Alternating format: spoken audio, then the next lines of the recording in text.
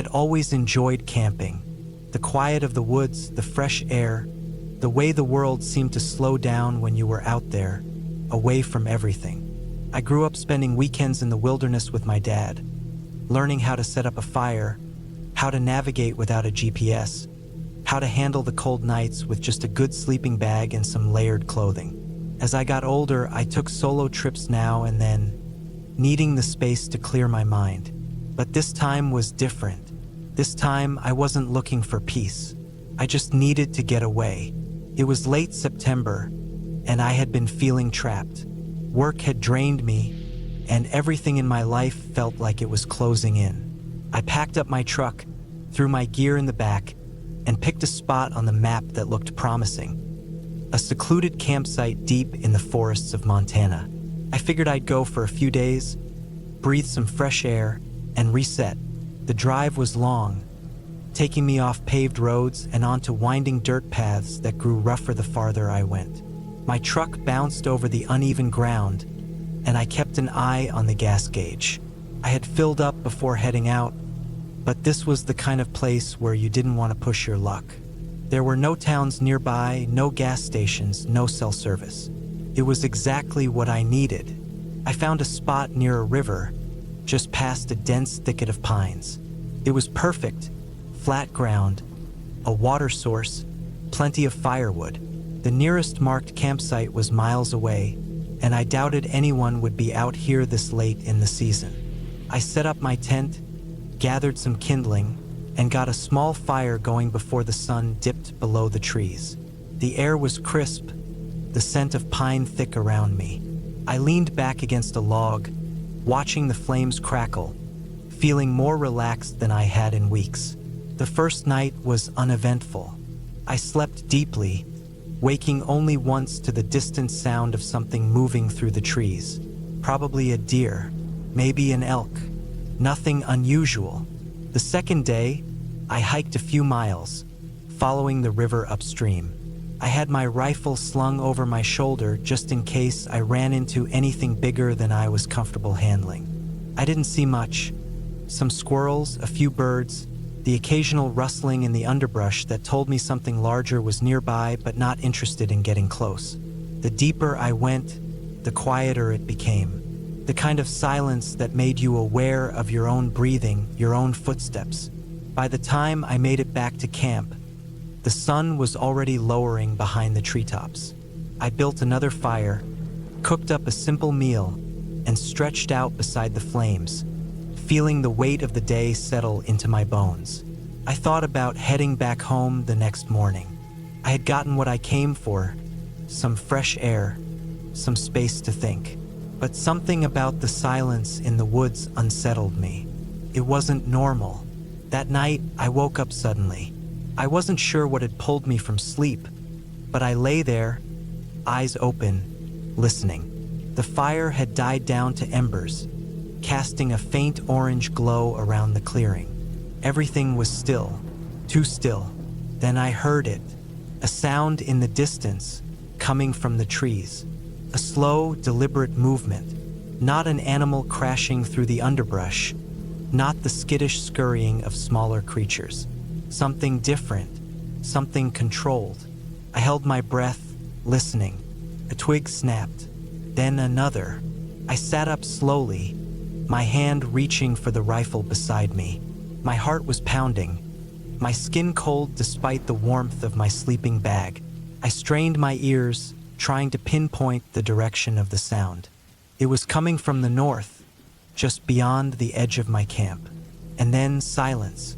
I stayed like that for what felt like hours, waiting for another sound, another clue that I wasn't alone. But nothing came. Finally, I convinced myself it was nothing. Maybe a bear passing through, maybe just the wind knocking loose a branch. But my gut told me otherwise. I didn't sleep after that. The next morning, I packed up my gear, ready to leave. Something about the woods didn't feel right anymore. I had spent my whole life outdoors, and I knew when a place wasn't welcoming. But as I was loading my pack into the truck, I noticed something. Footprints. Not mine. They were fresh, leading from the tree line to the edge of my camp.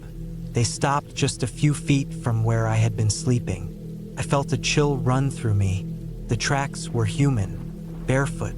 The dirt was disturbed where whoever it was had stood for a long time, just watching me. I scanned the trees, my heart hammering. I didn't see anything, but I didn't need to. I got in my truck, started the engine, and didn't look back. I drove for hours, only stopping when I hit a gas station near the highway. I sat there for a while, hands gripping the wheel, trying to shake the feeling that I had been watched all night. Whoever it was, they hadn't tried to hurt me. They hadn't taken anything. They had just stood there in the dark, watching. And that was worse.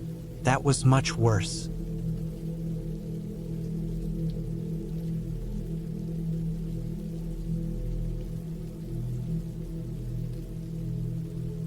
It was late October when I decided to go camping near the old graveyard on the outskirts of town.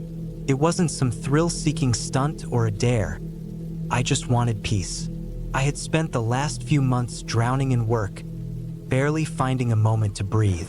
The graveyard sat on a stretch of land surrounded by thick woods, and past those woods, the hills sloped down into an open field. I figured it would be a quiet, undisturbed place to set up camp. No traffic, no noisy campers, no distractions. Just me, the cold air, and the rustling leaves. The weather had turned a few days prior, and I knew the nights would be rough.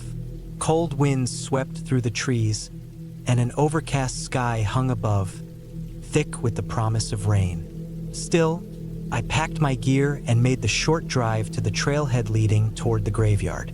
The trees were bare, their skeletal branches creaking as the wind passed through. I hiked for about an hour, my boots crunching against fallen leaves and twigs, before reaching the small clearing where the graveyard sat. It wasn't much, just an old burial site that had long been abandoned. Some gravestones were tilted, some cracked, and a few had sunk halfway into the earth. The iron fence that once surrounded it had rusted away in sections, leaving gaps big enough to walk through. Nature had taken over, with vines twisting around headstones and patches of tall grass growing between the graves. Beyond the graveyard was a dense forest that stretched for miles. It was perfect, quiet, isolated. I set up camp just outside the fence, close enough to see the gravestones but not directly among them. Something about sleeping right inside the graveyard didn't sit right with me. The ground was uneven, and the air smelled of damp earth and rotting leaves. I pitched my tent, gathered some firewood, and got a small fire going before the sun dipped below the tree line. The warmth was welcome against the chill that had begun creeping in. I ate a quick meal, listening to the occasional hoot of an owl in the distance. The night stretched on, silent except for the occasional rustling in the woods. Small animals, I told myself. Nothing out of the ordinary. But then I heard something, a low thump, like something heavy shifting against the ground. I turned my head, scanning the graveyard. Nothing, just the wind pushing against the trees. I went back to my fire, letting the warmth keep me focused. Another sound, a scraping noise, not loud but close. I felt the hair on my arms stand up. I pointed my flashlight toward the graveyard, slowly sweeping the beam across the headstones.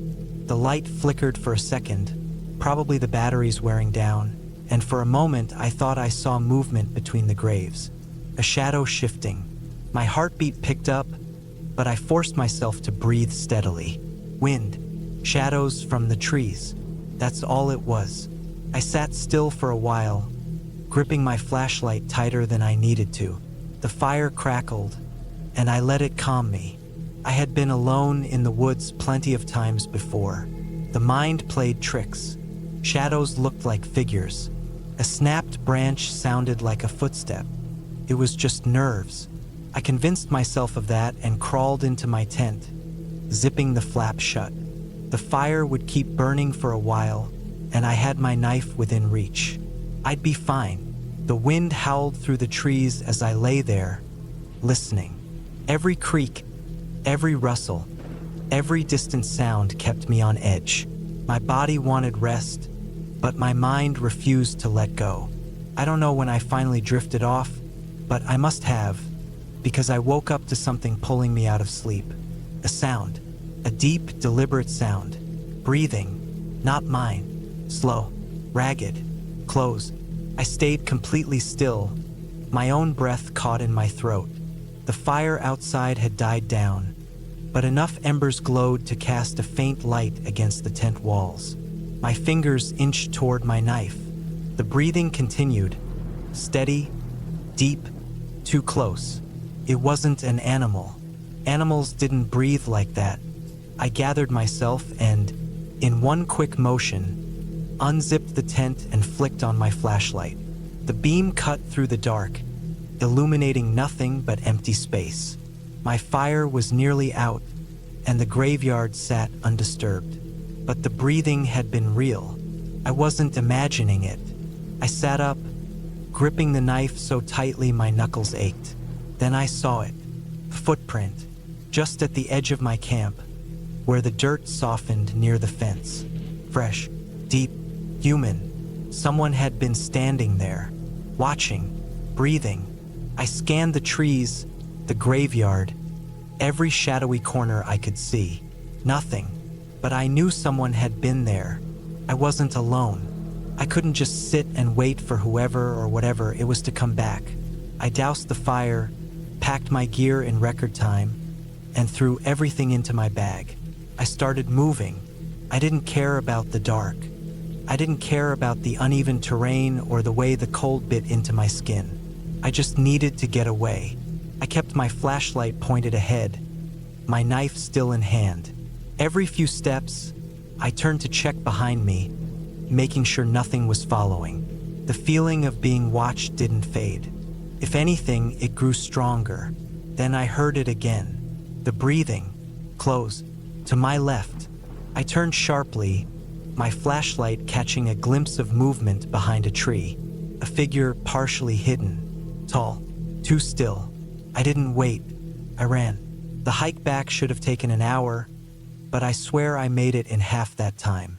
My lungs burned, my legs ached, but I didn't stop. I didn't turn around again. When I finally reached my car, I threw my bag inside, locked the doors, and sped away, barely able to catch my breath. My heart pounded against my ribs, and my hands shook against the wheel. I don't know who or what I saw that night. I don't know why they were out there, standing among the graves, watching. I never went back to find out. But sometimes, when I think about that night, I remember one detail that still makes my stomach turn. The footprint I saw, it wasn't alone. There had been others. More than one person had been standing there, just outside my camp, watching, waiting, and I had never even heard them coming.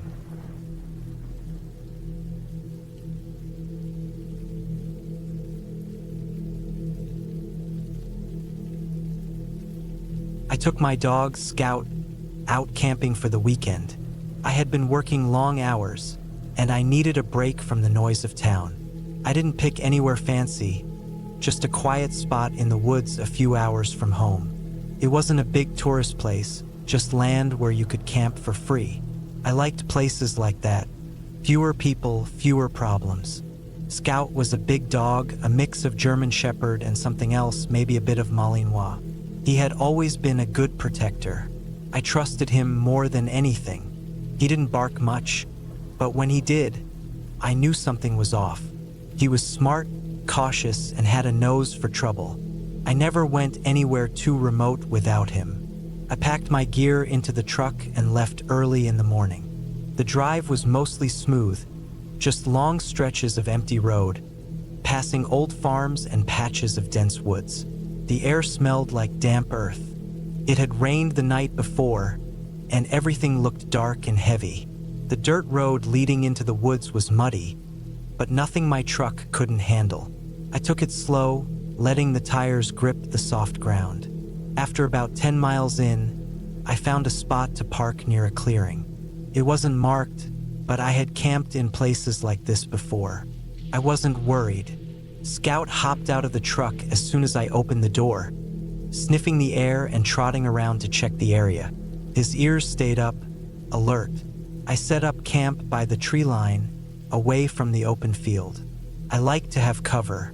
It made me feel less exposed. I kept it simple, just my tent, a small fire pit, and my pack with supplies. Scout stayed close, always watching. I noticed he sniffed the air more than usual, his nose twitching. His body was relaxed, but he kept glancing toward the trees. I didn't think much of it at first. Animals lived out here. Scout was probably picking up their scent. I set up my sleeping bag inside the tent and gathered wood for a fire before the sun got too low. The woods felt heavy, still damp from the rain. The only sounds were the occasional rustle of branches and the distant call of a bird. No wind, no real movement, just stillness. I made a small fire as the sun dipped behind the trees. The orange glow flickered against the trunks, stretching long shadows. Scout sat close to me, ears up, facing the woods. He was listening to something. I followed his gaze but saw nothing. Darkness settled in. The fire cracked and popped. I ate a simple meal, listening to the quiet. It was peaceful in a way. No cars, no voices, just the sounds of the fire and the woods. Then Scout growled. It was low, deep in his throat. His body tensed, his eyes locked on the trees. I put my food down and followed his gaze. The firelight didn't reach far, just enough to see a few feet into the tree line. But beyond that, it was just black. I listened, holding my breath. Nothing. Scout stayed stiff, staring, his lips slightly curled. He wasn't barking, which meant he wasn't just reacting to a small animal. I trusted his instincts more than my own. I grabbed my flashlight and stood up. The beam cut through the dark, shining between the trees. Nothing moved, but something felt off. The air felt different, thicker. I scanned the woods, my pulse picking up. Still nothing. But Scout didn't relax. His body stayed rigid. Minutes passed. Eventually, his ears twitched, and he huffed, sitting down but still watching. He didn't let his guard down, but whatever had caught his attention wasn't moving closer. I didn't like it. I put out the fire, leaving only embers. I didn't want too much light drawing attention.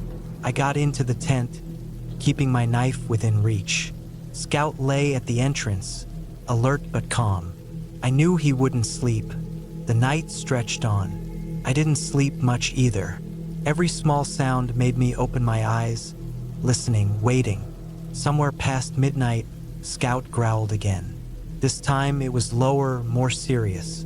His body shifted, his ears locked forward. I sat up, gripping my knife.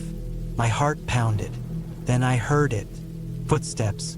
Not heavy, not rushed. Slow, careful, just beyond the trees. My breath came in short, quiet bursts.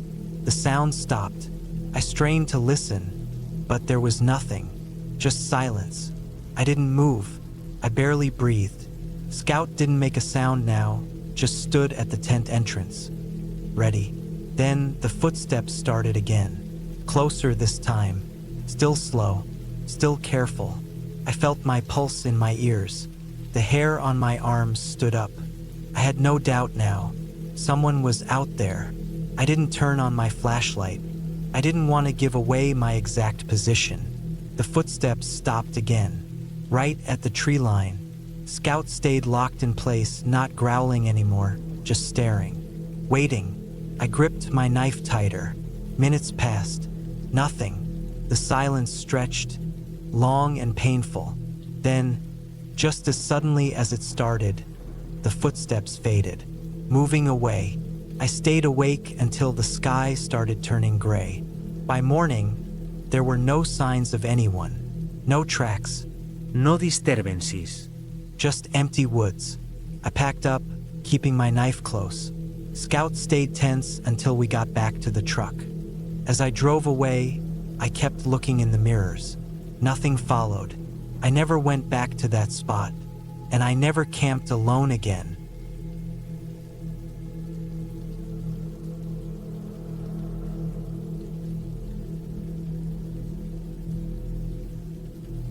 It was the first real break I had in a long time. I had been a cop for over 15 years, and I knew the stress that came with the job. The long hours, the bad food, the never-ending paperwork. It all built up. Every officer I knew had their own way of dealing with it. Some drank too much. Some took up hobbies. Some just shut themselves off from the world entirely. I tried to keep things simple. When I needed a break, I packed up my gear, drove out to the woods, and camped for a few nights. No phones, no emails, no people. Just quiet. Just trees, a fire, and the sound of the wind moving through the branches. This time, I had chosen a remote campsite about 4 hours from my town. It was a place I had been to before, though not often.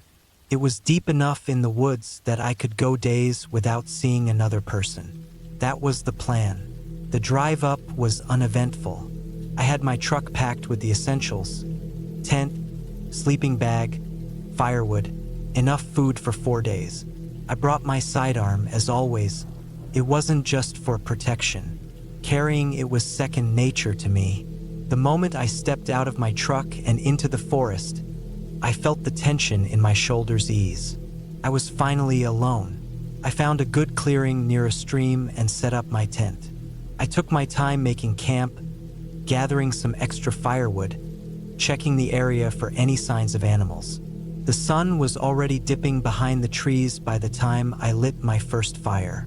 The smell of burning wood filled the air, and I let myself relax for the first time in weeks. The first night was peaceful. I listened to the distant hooting of an owl, the rustling of leaves in the breeze. I lay in my sleeping bag, staring up at the dark fabric of the tent, and let my mind go blank. The kind of quiet you could only find in the wilderness. It was the second night when things started to feel off. I woke up sometime in the early morning, feeling uneasy. It wasn't a noise that woke me up, but something deeper. An instinct, a feeling in my gut that something wasn't right. I sat up and listened. The fire had burned down to embers. The woods were still, too still. No wind, no animals, not even the usual chirping of crickets. I reached for my flashlight and slowly unzipped my tent. The beam of light cut through the darkness, but there was nothing there. Just trees, the faint outline of my truck a few yards away, the dying glow of the fire pit. I scanned the area for a few more minutes, then shook my head. Probably just my nerves. Too many years on the job made me suspicious of everything. But then I noticed something. The firewood pile was smaller than it should have been. I had gathered a good stack before bed, enough to last me the night if I needed it. Now, looking at it, I could tell some of it was missing. That wasn't right. I stood up slowly, my flashlight moving across the ground. I checked around my tent, around my truck. No footprints. No sign of an animal. I told myself it had to be nothing. Maybe I had just miscounted. Maybe I had kicked some logs into the fire by accident before going to sleep. Still, I didn't go back to sleep right away. I sat by the fire, listening, watching the trees. Eventually, I convinced myself I was just being paranoid. I crawled back into my tent, leaving my flashlight within reach, and finally drifted off again. By the third day, I couldn't ignore it anymore. There were signs, small things.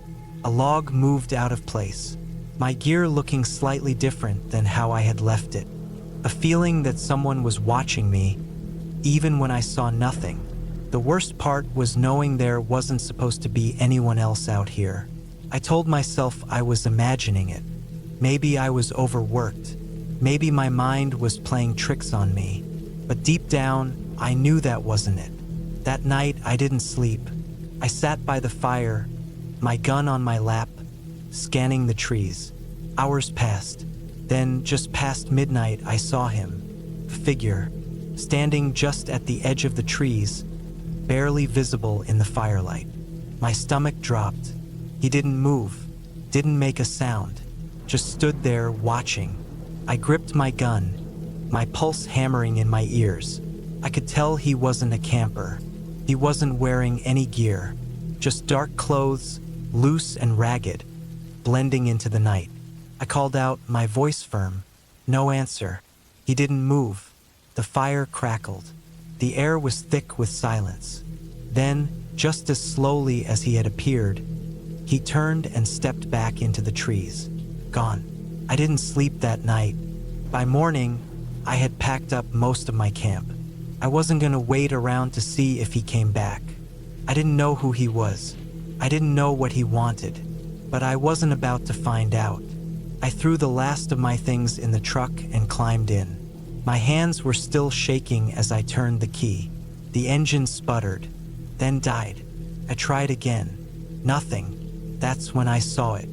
The hood was slightly open. Someone had been in my truck. I grabbed my gun and stepped out, scanning the woods. No sign of him. I moved to the front of the truck, lifted the hood.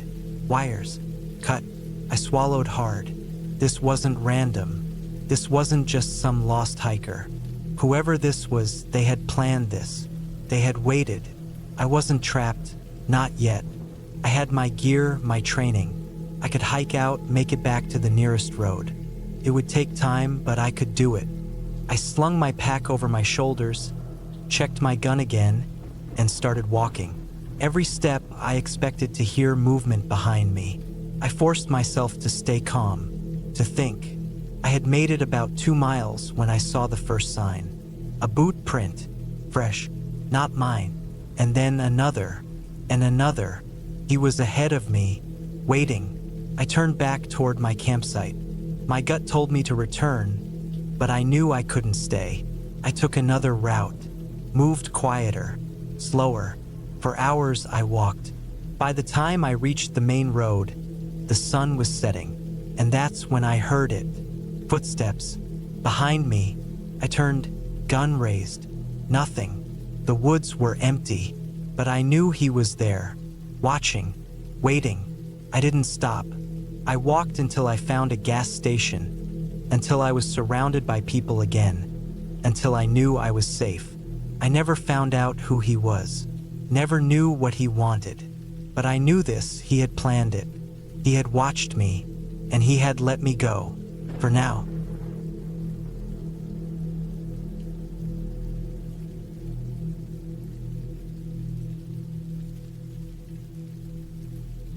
I was looking forward to a quiet weekend in the woods. I needed a break from work, from the noise of the city, from people. I wanted to be alone, just me, the trees, and the silence. I had done this before. Pack up my gear, drive a few hours out, set up camp, and just exist for a while. It was the only thing that ever really cleared my mind. This time, I picked a spot deeper in the woods than usual. I had found it on an old map, an out-of-the-way clearing near a stream, far from any marked trails. It looked perfect. I drove out on a Friday morning, following back roads until I reached a narrow dirt path that my truck barely fit through. From there, I hiked about 2 miles into the trees, carrying everything I needed on my back. The deeper I went, the quieter it got. The air smelled damp, earthy. By the time I reached the clearing, the sun was already dipping lower in the sky. I set up my tent in the flattest spot I could find, got a fire going, and made a simple dinner. It was peaceful. No sounds except the wind and the occasional rustling in the brush. Probably a rabbit or some other small animal. As the night settled in, I felt that familiar calm I always got out here. The fire crackled, the trees swayed, and I sat back, staring at the stars. I stayed up late, just soaking in the quiet before finally crawling into my tent and falling asleep. I woke up sometime in the middle of the night. I wasn't sure why at first. The fire had died down, leaving only faint embers. Everything was silent, too silent. Even the usual sounds of the forest, Crickets, distant owl calls were gone. I lay there, listening, feeling my heartbeat in my ears. Then I heard it. Footsteps, not an animal, not the random noises of the woods. These were slow, deliberate steps moving just beyond the edge of my camp. I held my breath, waiting, straining to hear. Then they stopped. I stayed like that for what felt like forever, gripping the knife I always kept close. Nothing, no movement. After a long while, I convinced myself I had imagined it. Maybe the wind had shifted some branches. Maybe I was just on edge because I was so isolated. The next morning, I shook it off and went about my day. I gathered some wood, filtered water from the stream, took a long walk through the trees. It was a good day, but something about the night before stuck with me. That feeling, that sense that someone had been there, just out of sight. That evening, I made sure to build my fire bigger. I sat closer to it, keeping my knife within reach. As the sun set, I forced myself to relax.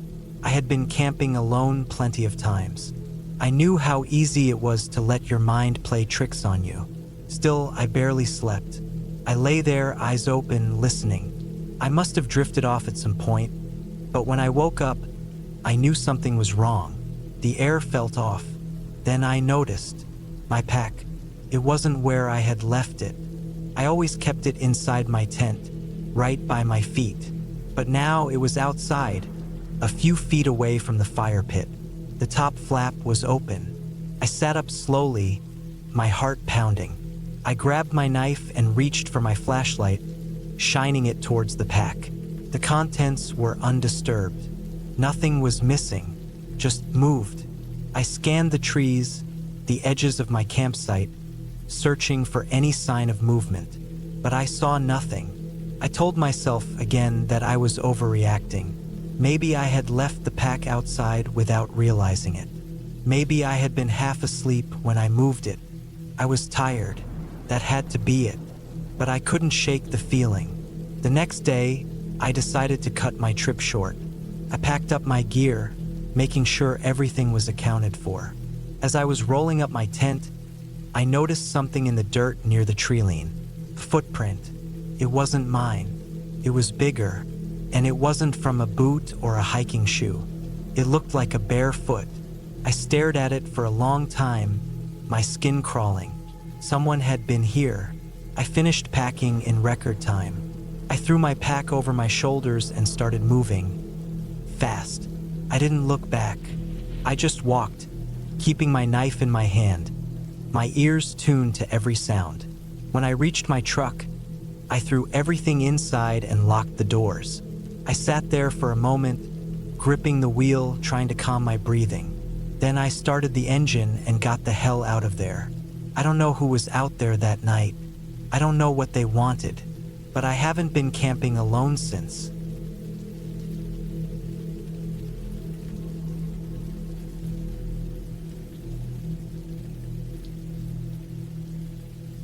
It was early autumn when I decided to go on a solo camping trip deep into the forest.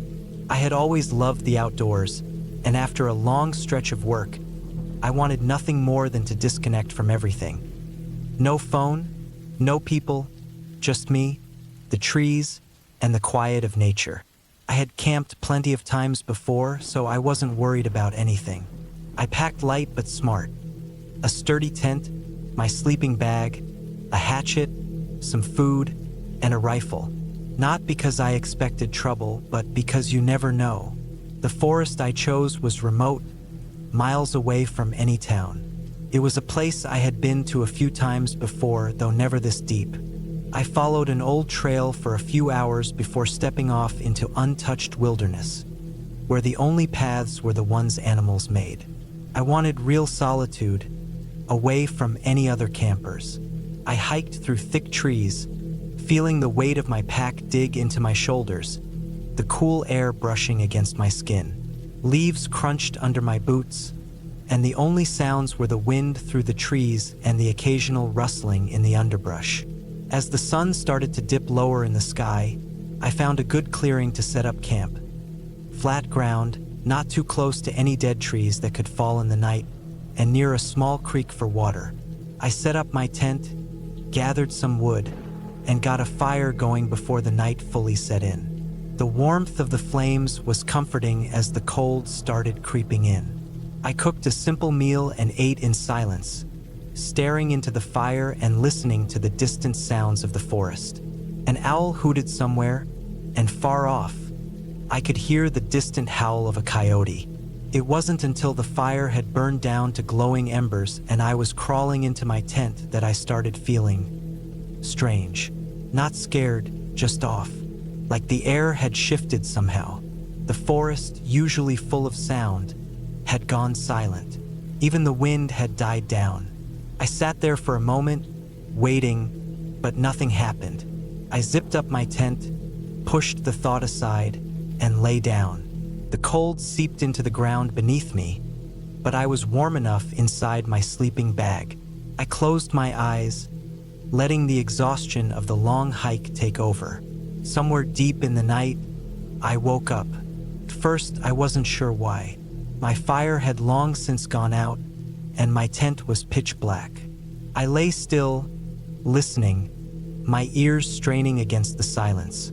Then I heard it, a shuffling noise, slow and deliberate, just outside my tent. I held my breath. Could have been an animal, maybe a deer or something sniffing around, but something about it felt off. It wasn't the light, cautious steps of a curious animal. It was slow, heavy. I reached for my rifle, my fingers wrapping around the cold metal. I waited. The sound moved, circling the tent, crunching softly on the leaves. Then, right by the entrance of my tent, it stopped. I could hear breathing. Slow, too controlled. A human? That thought made my skin crawl. I wasn't near any trails. No one should be out here. I stayed completely still. The breathing continued for what felt like forever. Then I heard something that sent a deep, primal fear through me. It mimicked my own breathing. I wasn't aware I had been holding my breath until I heard my own pattern copied, slightly delayed, just outside the thin fabric of my tent. I gripped my rifle tighter, heart pounding against my ribs. Whatever was out there was playing with me. I didn't move. I didn't make a sound. Then, just as suddenly as it had started, the breathing stopped. The footsteps moved away, slow and steady, fading into the woods. I lay there listening for a long time. The forest was still silent. No insects, no owls, nothing. Just the oppressive quiet. Eventually, after what must have been hours, exhaustion took over and I drifted into a restless sleep. The next morning, the air felt normal again, but I couldn't shake the unease in my gut. I unzipped my tent and stepped out, rifle in hand, scanning the trees. There were tracks in the dirt around my campsite, deep prints, human-shaped but wrong. The toes were too long, the arch too high. I knew I should leave, but something in me, the same stubborn part that brought me out here alone, made me stay. I spent the day exploring, checking out the area, trying to clear my head. But as the sun started dipping again, the feeling returned. The wrongness in the air, the silence. I built my fire bigger that night, the flames casting long shadows across the trees. I sat with my rifle across my lap, listening. Then, just as the night before, the sound came back. The footsteps. This time, I didn't wait. I stood, rifle raised, aiming into the darkness beyond the fire's glow. My heart pounded. The footsteps stopped. And then, just beyond the firelight, I saw it. A figure standing at the edge of the trees. Tall, too tall. Limbs just slightly too long, head tilted at an unnatural angle. I couldn't see its face in the darkness, but I could feel it watching me. I didn't move. I didn't breathe. Took a step closer. I fired. The shot echoed through the trees, and for a moment, there was silence. Then the thing let out a sound. Something between a scream and a growl, high-pitched and wrong. It moved fast, disappearing into the darkness before I could get another shot off. I didn't sleep that night. I sat by the fire, gun in hand, waiting for the first light of dawn. The moment the sun crested over the trees, I packed my gear and left. I didn't stop to eat. I didn't stop to rest. I walked until my legs ached, until I found my way back to the old trail, then to my truck. I never went back to that forest, and I never camped alone again.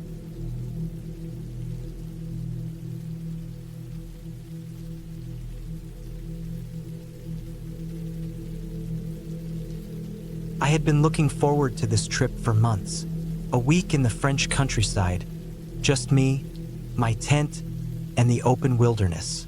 I had done trips like this before, and I always enjoyed the solitude, the quiet, the escape from everything back home. This time, I had chosen a spot near the Massif Central, a region of rolling hills, thick forests, and remote, untouched land. It wasn't a tourist-heavy area, which was exactly why I picked it. I wanted to be alone. I arrived in a rental car late in the afternoon, parked on the side of a narrow country road, and hiked for about an hour into the forest. The air was thick with the scent of pine and damp earth. The sun hung low in the sky, casting long shadows between the trees. I found a small clearing near a shallow stream, a perfect place to set up camp.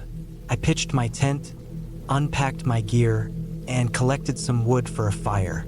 As the sun dipped behind the hills, the forest became eerily quiet. I was used to that. Out here, away from roads and people, the silence could be unsettling. I sat by my fire, eating a simple meal, watching the flames flicker and dance. A gentle breeze rustled the branches overhead. Then I saw him. At first, I thought my eyes were playing tricks on me. In the dim light beyond my fire's glow, there was a figure standing between the trees. A man. He wasn't moving, wasn't making any sound. Just standing there, watching. I felt a chill creep up my spine. I knew I was deep in the forest, far from any towns or villages. There was no reason for anyone else to be here. I tried to convince myself he was just another camper, maybe a hiker who had lost his way. But he didn't move. He just stood there, half hidden in the trees, barely visible in the fading light.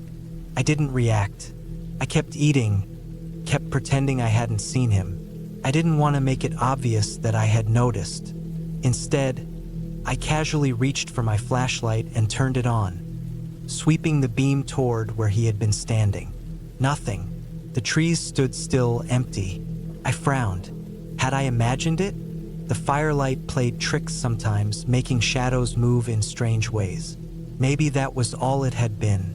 I tried to shake it off, but the uneasy feeling lingered. I finished my meal, put out the fire, and crawled into my tent. I listened for any sound outside. Nothing. Just the wind. Just the trees. Still, I kept my knife close.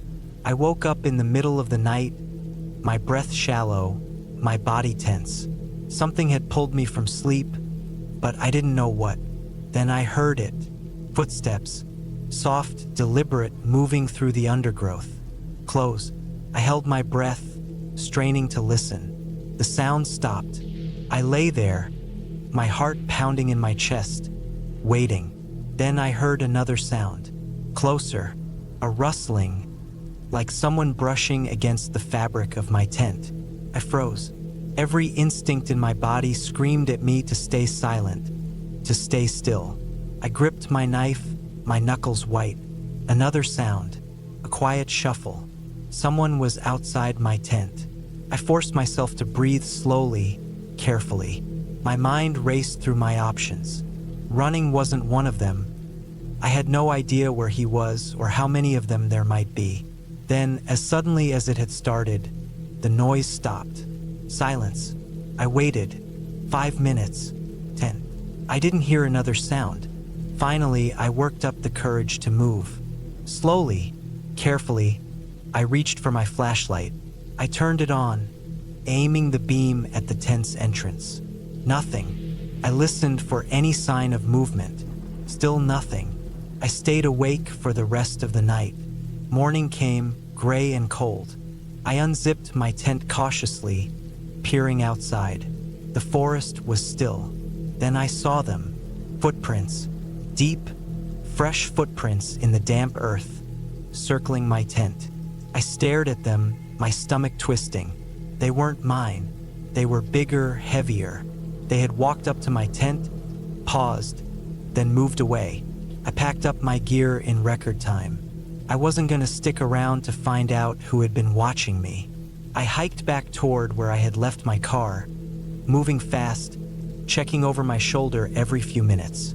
The forest felt different now, less welcoming. The trees seemed closer together, the shadows deeper. Then, about 20 minutes into my hike, I found something that made my blood run cold. A piece of rope hanging from a low branch, tied into a noose. It hadn't been there before. I didn't stop. I kept moving faster now. My legs burned. My breath came in short, sharp gasps. Finally, I reached my car. It was just as I had left it. I threw my gear into the back, got in, and locked the doors. As I started the engine, I glanced back toward the forest, and that's when I saw him again, standing just at the tree line, barely visible through the branches. Watching, I didn't wait. I slammed the car into gear and sped down the road, leaving the forest behind. I never went back. It took me a long time to shake the feeling that I was still being watched. Even after I got home, I would wake up in the middle of the night, heart pounding, convinced someone was outside my window. I never reported it. What would I say? That I had seen a man in the woods? That someone had circled my tent, left footprints, left a noose hanging from a tree? No one would believe me, but I know what I saw, and I know that if I had stayed one more night, I might not have made it out at all. I don't camp alone anymore.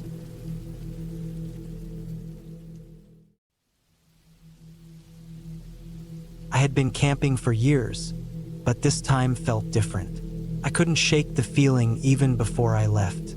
Maybe it was the fact that I was going alone this time. Usually I had a friend or my brother with me, but this time I wanted the solitude. I told myself I needed a break from everything: work, people, noise. I wanted the quiet. I picked a place that wasn't too far from home, but still deep enough in the wilderness to feel isolated. It was a remote part of Pennsylvania, not too well known but still open for camping. It was late September, just as the leaves were beginning to turn. The air cool enough at night that I would need a fire, but not so cold that I would be miserable. The drive took about 4 hours. The last hour was on an old dirt road, barely maintained, the kind that makes you think twice about driving on it alone. But I had been on worse roads before. The trees grew thicker as I drove, branches hanging low, scraping the roof of my truck now and then. The deeper I got, the more the outside world seemed to disappear. No cars, no houses, no signs of people at all. I found the spot I had marked on the map weeks ago, a small clearing near a slow-moving creek. It was perfect. No signs of other campers, no old fire pits, no trash, just untouched land. I parked the truck, got out, and stretched.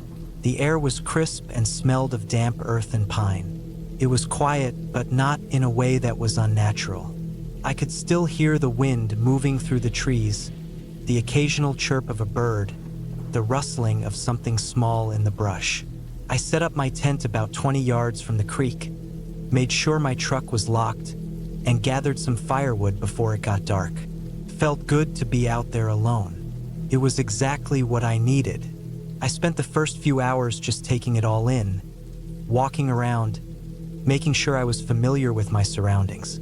The last thing I wanted was to get turned around if I had to step away from camp at night. As the sun started to set, I lit the fire and cooked a simple meal. The food tasted better out here, maybe because I had worked up an appetite, or maybe because eating next to a fire under an open sky just made everything better. I sat there for hours, staring at the flames, listening to the distant hoot of an owl. There was no cell service, no distractions. Just me, the fire, and the woods. It wasn't until I was getting ready to turn in for the night that I noticed something off. The quiet had changed. It wasn't the usual night silence where the insects go still for a moment and then start up again. This was different. It was like the forest itself was holding its breath. I stood there, firewood still in my hands, listening. No wind, no movement, nothing. I told myself it was just my imagination, that my brain was playing tricks on me now that I was completely alone. I threw the last of the wood on the fire, making it burn brighter, then went into the tent. I left the fire going. I always did on the first night when camping alone. It gave me a sense of security, even if I knew it wouldn't stop anything from coming close if it really wanted to.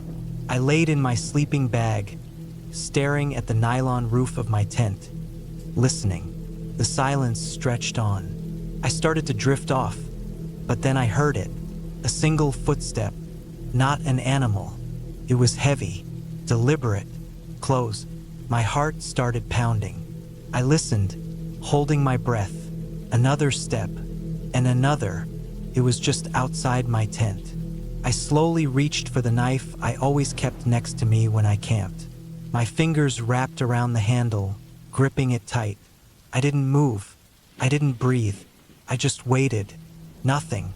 I stayed like that for what felt like an hour, every muscle in my body tensed, listening. Then, just as suddenly as it had stopped, the forest sounds returned. The night noises came back. Crickets, the distant hoot of an owl, the rustling of leaves. It was as if whatever had been there was gone now, and the forest was letting me know it was safe again. I didn't sleep that night. I lay there, knife in hand, listening for any sound that didn't belong. But there was nothing else. The next morning, I stepped out of my tent and looked around. Nothing seemed out of place. No tracks, no broken branches, no sign that anyone or anything had been near my campsite. But I knew what I heard. I thought about packing up and leaving, but I had come all this way. I told myself it could have been anything. Maybe a deer stepping cautiously, its weight heavier than I expected. Maybe my mind playing tricks on me in the stillness of the night. I spent the day exploring, fishing in the creek, trying to shake off the unease. By the time night fell, I almost convinced myself it had been nothing. But then it happened again. Just after midnight, I heard it. The same slow, heavy steps. Only this time, it didn't stop outside my tent. It circled me. The sound moved from one side of the tent to the other, slow and steady. I gripped my knife, my heart hammering in my chest. I wanted to look. I wanted to unzip the tent and shine my flashlight outside. But something told me I didn't want to see what was there. Then, just like before, it stopped, and the silence came again. I stayed awake until dawn. The moment the first light broke through the trees, I unzipped the tent and stepped outside. I expected to see footprints, disturbed dirt, something to prove I wasn't losing my mind. But there was nothing. I made up my mind right then. I was leaving. I packed up faster than I ever had before, shoving everything into my truck without caring if it was organized. I didn't even eat breakfast. I just wanted to be gone. As I climbed into the truck and turned the key, I happened to glance at the tree line, and I saw it. A figure, barely visible between the trees, standing just far enough away that I couldn't make out its face. But I knew it had been watching me. I threw the truck into gear and didn't look back. It wasn't until I was miles away, back on paved roads, that I finally let myself breathe. I still don't know what I heard or what I saw that morning.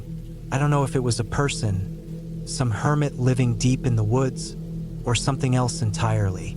But I do know one thing: I'll never go camping alone again.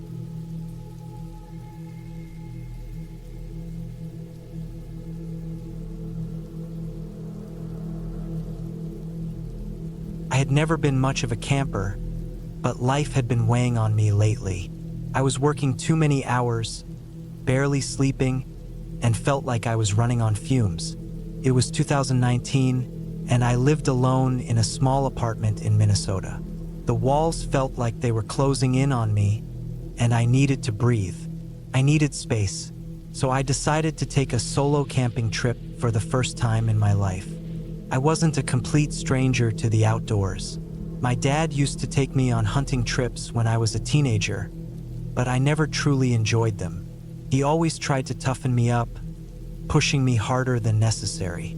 I learned how to shoot, gut a deer, and start a fire, but I never found joy in it.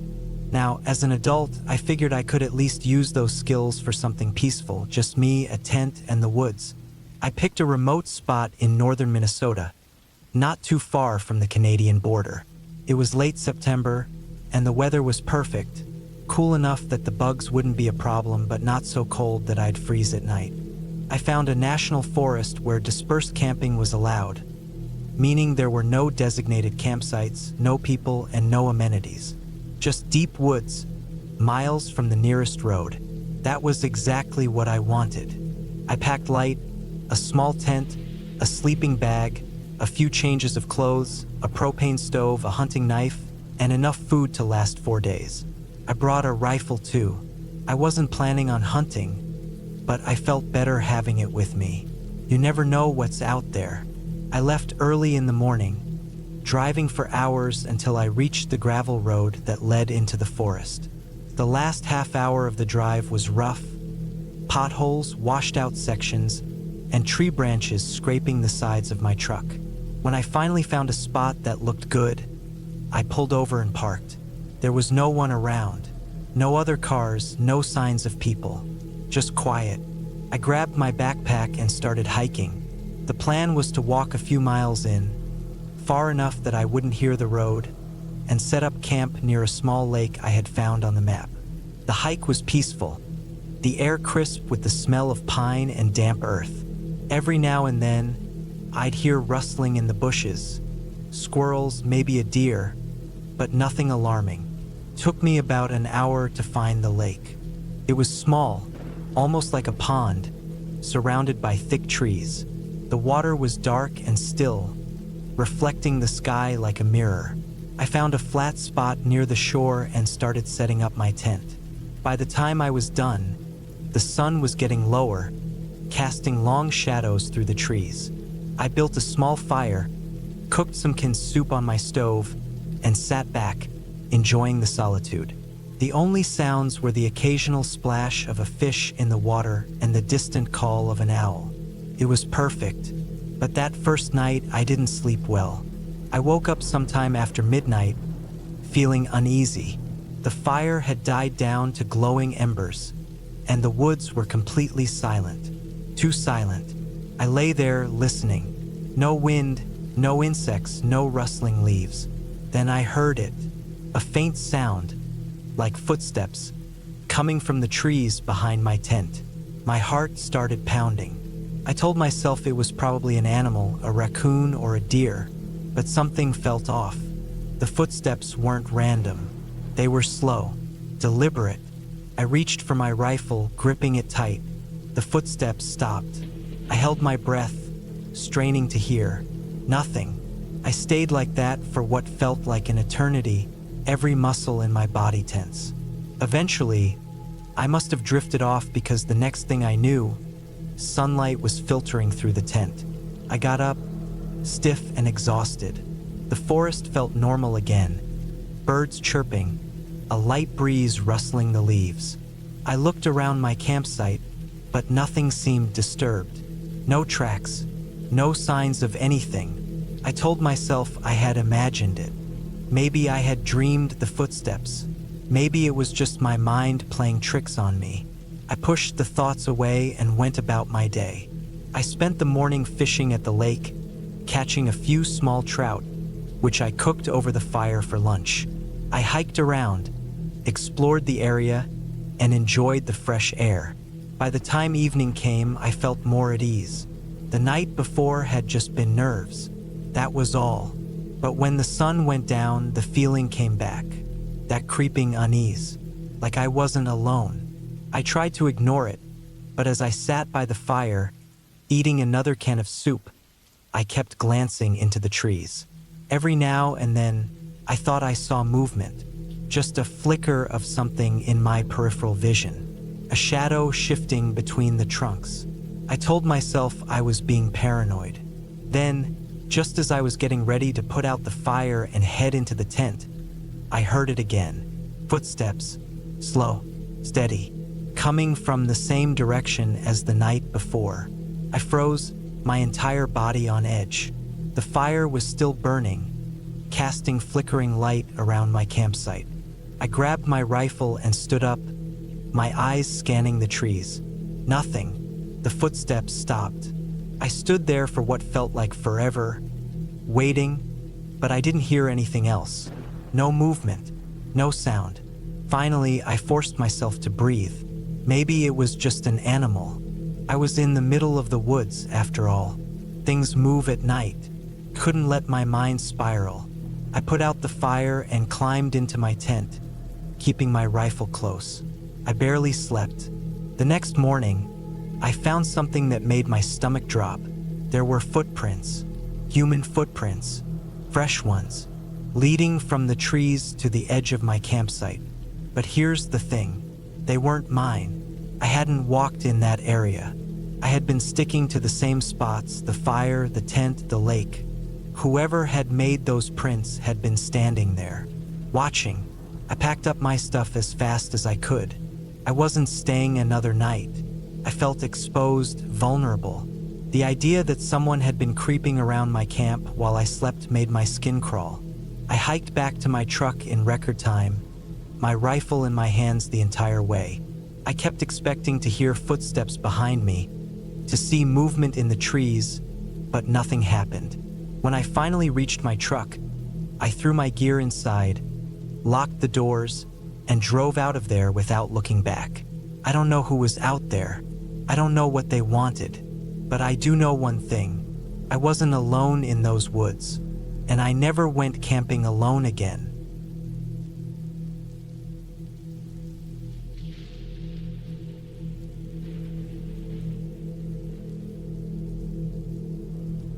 It was late September when I decided to take a solo camping trip through the forests of eastern France.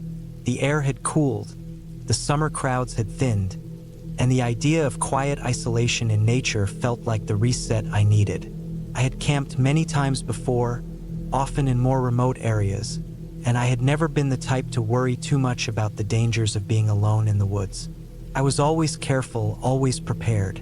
I had all the right gear, the right experience, and I knew how to handle myself. I had planned to spend 4 nights deep in the forest, far from any town or campsite. I wanted complete solitude, the kind that forces you to listen to the sounds of the wild, to your own thoughts. The first night was uneventful. I set up my tent beside a small clearing, cooked a simple meal over my camping stove, and fell asleep to the distant sound of owls calling through the trees. The second day, I hiked deeper into the forest, following an old, unmarked trail that I had studied on a satellite map before my trip. It wasn't an official route, but it looked like it had been used before, probably by hunters or other solo campers like me. By the time I made camp on the second night, the weather had started to shift. The sky had darkened with thick clouds, the wind had picked up, and the air smelled like rain. I found a decent spot on a slightly elevated patch of ground, knowing that if it rained, I didn't want to be in a low-lying area where water might pool. I set up my tent quickly and gathered enough firewood to last the night, even though I knew I might not be able to keep a fire going in wet conditions. The rain started just after sunset. It wasn't heavy at first, just a soft patter against the leaves, the occasional gust of wind sending a shiver through the trees. I sat inside my tent, listening to it, feeling a kind of peaceful detachment from the world. The rain picked up an hour later, and soon it was a steady, drumming downpour. Thunder rumbled somewhere in the distance.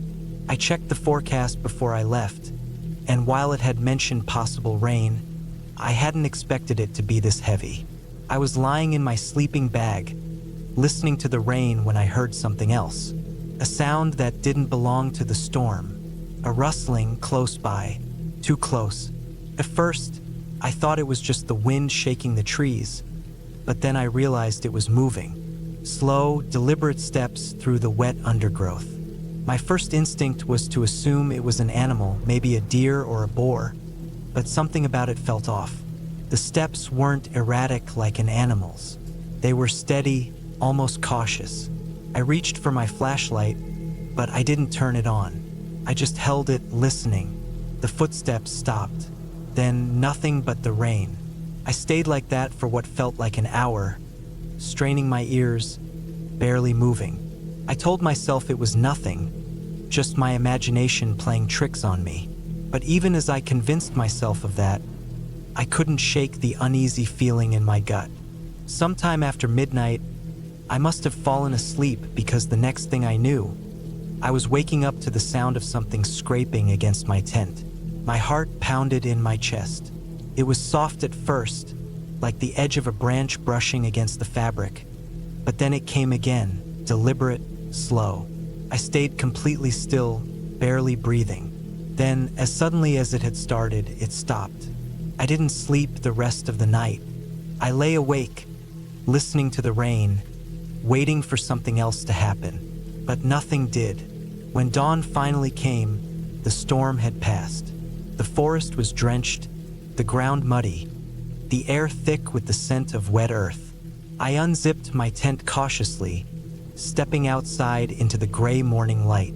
That's when I saw them. Footprints, human footprints.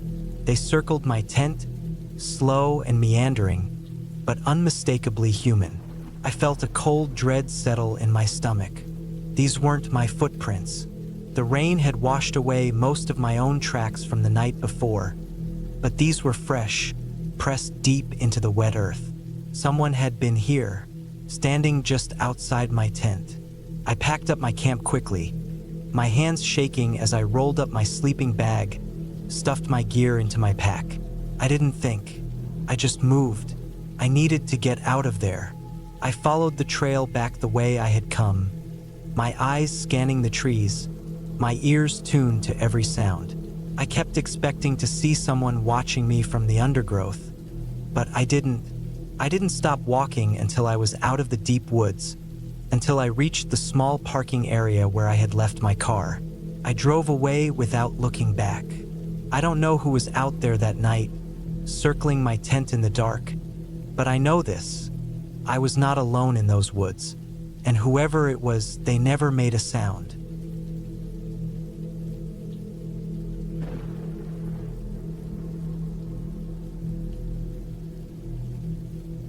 I never used to believe in things like this. I always thought people who claimed to see things in the woods were either paranoid or lying. I've hunted, fished, and camped alone for years, and I never saw anything stranger than an occasional bear. I felt comfortable in the wild, but this night changed everything. It was early October, the air crisp but not freezing. I had planned a solo camping trip in the mountains of Colorado, near the Wyoming border. I had been up there a few times before, mostly during deer season, but this trip was just to clear my head. Work had been stressful, and I wanted a few days away from my phone, away from people, just me and the forest. I drove out in the early morning, stopping in a small town to top off my gas tank and grab some extra supplies. The town was small, just a gas station, a diner, and a few scattered houses. The kind of place where people knew each other, where strangers stood out. The guy at the gas station eyed my truck as I filled up, giving me a nod before disappearing inside. I didn't think much of it. I made it to the trailhead by noon, parked my truck in a little pull-off and double-checked my gear. Tent, sleeping bag, food, water, rifle. I always carried my rifle when I camped alone. Not because I was worried about people, but because of bears and mountain lions. Out here, you had to be careful. The hike in was about 5 miles. The trail was overgrown in spots, but the deeper I went, the more peaceful it felt. The sounds of the highway faded until all I could hear was the wind moving through the trees, the occasional call of a bird, the rustling of small animals in the brush.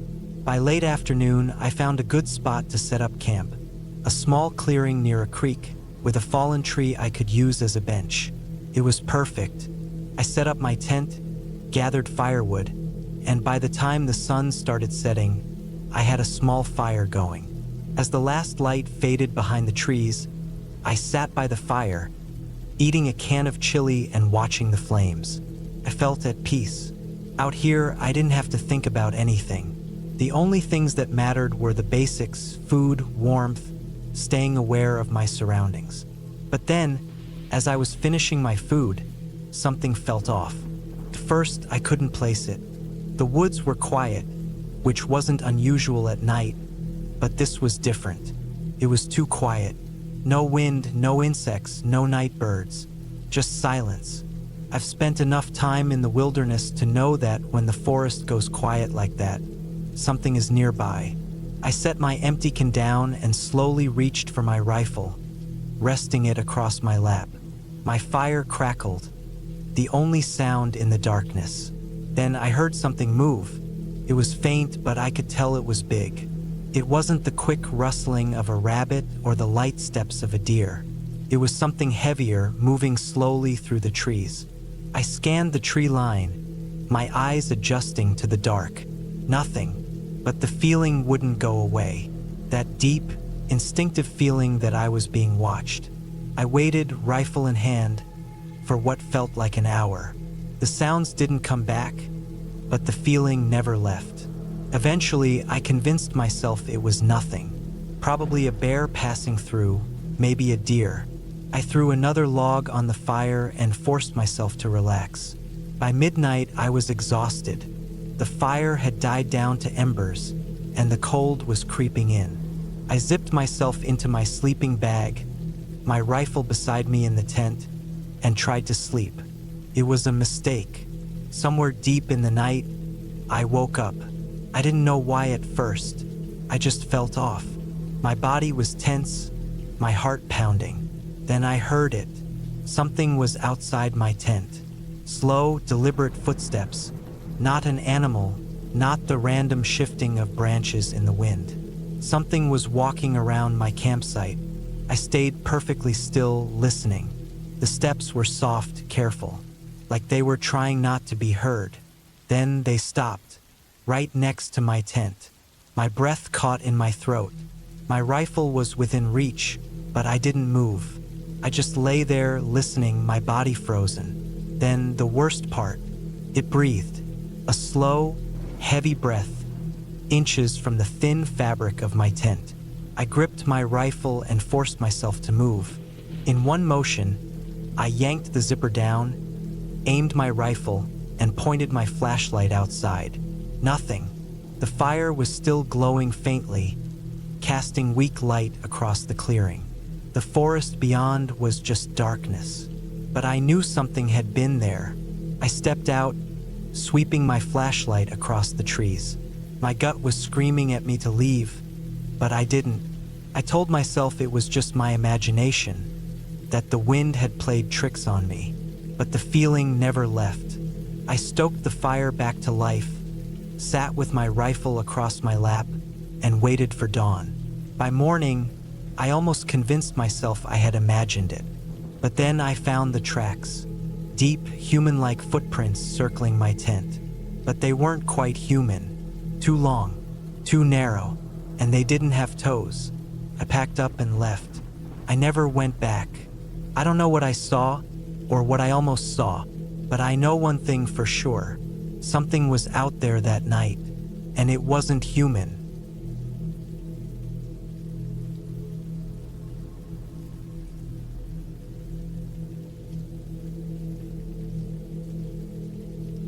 It was supposed to be a quiet trip.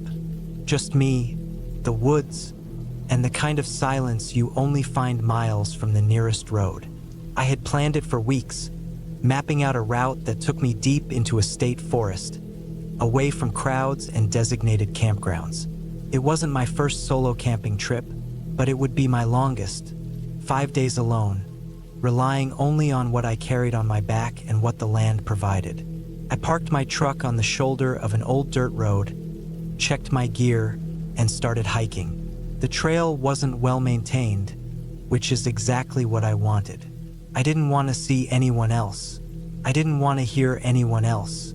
Just nature, just solitude. The first few hours were peaceful, birds calling, the crunch of leaves under my boots, the occasional rustle of something moving through the brush. By late afternoon, I found a clearing near a small creek and set up camp. I pitched my tent, gathered wood, and got a small fire going. The air smelled like damp earth and pine. Felt good. That night, I barely slept. It wasn't fear, just the usual adjustment to being out in the wild. The sounds were different from home, sharper, less predictable. The distant hoot of an owl, the scurrying of small animals, the wind shifting through the trees. Normal things, but they kept me awake. The second day, I hiked deeper into the forest. The trail faded until it was nothing but a faint impression on the earth. I marked my path with bits of cloth tied to branches, just in case. I spent the afternoon fishing in the creek, catching enough for dinner. It was peaceful, exactly what I wanted, until I found the boot print. It was fresh, too fresh. The edges hadn't softened. No leaves had blown into it. Someone else had been here, maybe an hour or two ahead of me. The print was large, wider than my own. I crouched, studying it. Deep impressions meant whoever made it was carrying a heavy pack. But this wasn't a marked trail, and I hadn't seen a single sign of another person since I left my truck. I felt something then, a shift in the air. Not a sound, not a movement, just an instinct, that deep, primal part of the brain that tells you something isn't right. I stood slowly, scanning the trees. Nothing. Just empty woods stretching in every direction. Still, I packed up my things and walked back to my camp with a little more urgency than before. That night, I kept my fire small. I ate quickly, my back to the tent, watching the darkness. Every snap of a twig, every rustle of leaves had me on edge. I knew the print didn't mean danger. Plenty of people hike in the woods, but something felt off. Sometime after midnight, I heard it. Not an animal, not the wind. Footsteps, slow, careful, deliberate. I lay still in my sleeping bag, barely breathing. The steps were close, circling my camp, stopping, starting again. I reached for the knife strapped to my belt. My fingers wrapped around the handle, but I didn't move. I wanted to believe it was my imagination, but I knew better. The steps stopped just outside my tent. I waited, heart pounding. Minutes passed. Silence. Then a long, slow drag of breath. Someone was standing inches from the thin fabric of my tent. Breathing. Not an animal. Person. I held my breath, gripping the knife so hard my knuckles ached. The seconds stretched, endless. And then, just as quietly as they had come, the steps retreated. Slow, measured, fading into the woods. I didn't move until dawn. By morning, my nerves were raw. I packed up my camp in record time, but I wasn't ready to leave. I had planned for 5 days, and I wasn't going to let a little paranoia ruin it. Maybe I had imagined the breathing. Maybe it had just been the wind, my own breath echoing back at me. I told myself anything to keep from hiking back to my truck in defeat. I moved my camp deeper into the woods. If someone had stumbled upon me by accident, they wouldn't find me again. I spent the day hiking, putting miles between me and the print, the footsteps, the fear. By nightfall, I found a new spot, tucked against a rock outcrop, hidden from sight. I built no fire, ate a cold meal, and forced myself to sleep. The sound woke me, not footsteps this time, a whisper, low, just outside the tent. I froze, every muscle locked. The whisper wasn't words, just a sound, a quiet exhale of breath, too long, too slow. My hand found my knife. My mind raced. If I unzipped the tent, I'd give myself away. If I stayed still, I was trapped. I listened, straining to hear past my own pulse hammering in my ears. A shuffle, cloth against bark. A sigh. I couldn't take it anymore. I lunged, knife in hand, ripping open the tent. Nothing. The woods were empty, but my pack was gone. My heart pounded as I scanned the ground, the trees, the shadows. Someone had taken my pack. Food, water, gear gone. I had no choice. I had to get out. I moved fast, barely stopping to catch my breath. I ignored the weight in my chest, the fear clawing at my throat. The forest blurred around me, each tree, each shadow a threat. My boots pounded the earth. I followed my markers, praying they hadn't been disturbed. Then ahead, a figure, standing in the middle of the trail, blocking my way. Tall, still, face hidden in the morning gloom. My breath caught. I gripped my knife. My mind screamed, "Run." I bolted off the trail, crashing through the underbrush. Branches tore at my clothes, my skin. I didn't care. I just ran. Ran until my legs burned, until my lungs felt like they would burst. Then the road. My truck. I fumbled for the keys, hands shaking. The engine roared to life. Tires spun in the dirt. I didn't look back. I didn't breathe until I hit pavement. I drove until I saw houses, streetlights, people. Safety. Only then did I stop, hands still gripping the wheel, heart still hammering. I never went back. I don't camp alone anymore. And sometimes on quiet nights, I swear I can still hear it. The whisper in the dark, just outside my tent.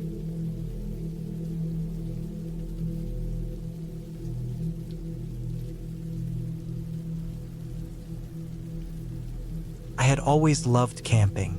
The quiet, the isolation, the way the forest swallowed the noise of the world. It was my escape, something I had done since I was a teenager. Now, at 34, I still found comfort in the wilderness. It was late autumn, and I had taken a few days off work to camp alone in a forested area of North Yorkshire.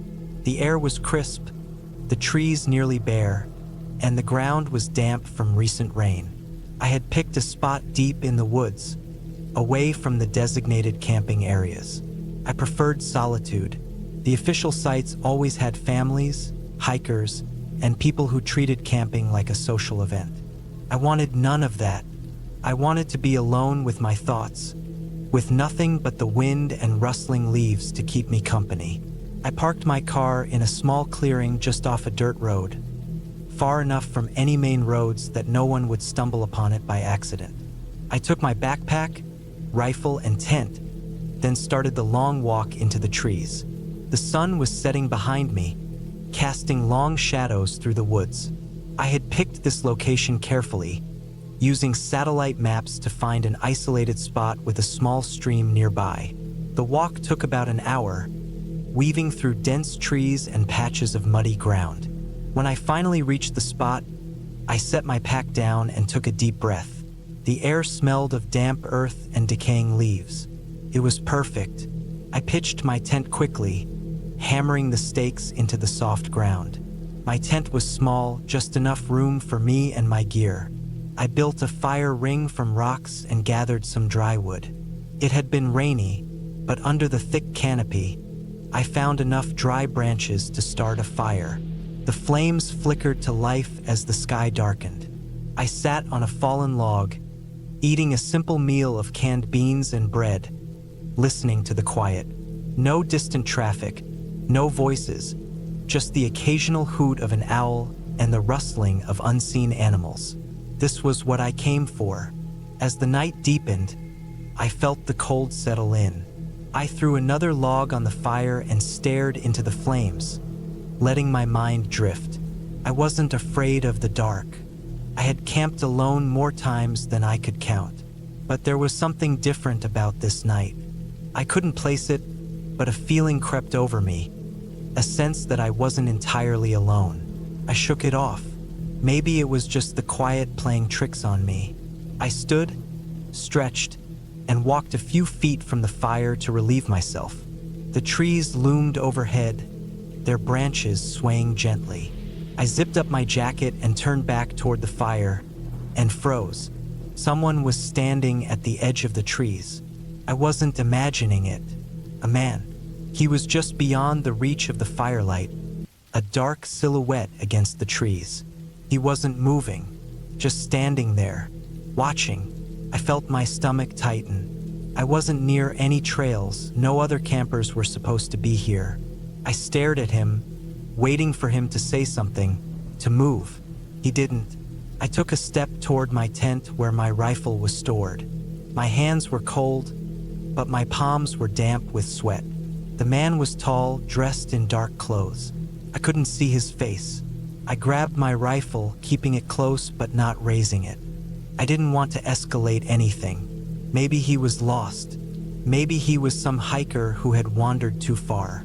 But something about the way he stood there, motionless, unsettled me. I waited, watching. He didn't move. Minutes passed. 5, maybe 10. He just stood there. The fire crackled, casting flickering shadows. My breath was shallow, my heart pounding in my ears. Then, without a word, he turned and walked back into the trees. I listened as his footsteps faded. Leaves rustled, twigs snapped, and then nothing. I stood there for a long time, my rifle in hand. I told myself he was just passing through. Maybe he hadn't even noticed me. Maybe he was just standing there thinking about something else. But deep down, I didn't believe that. I didn't sleep that night.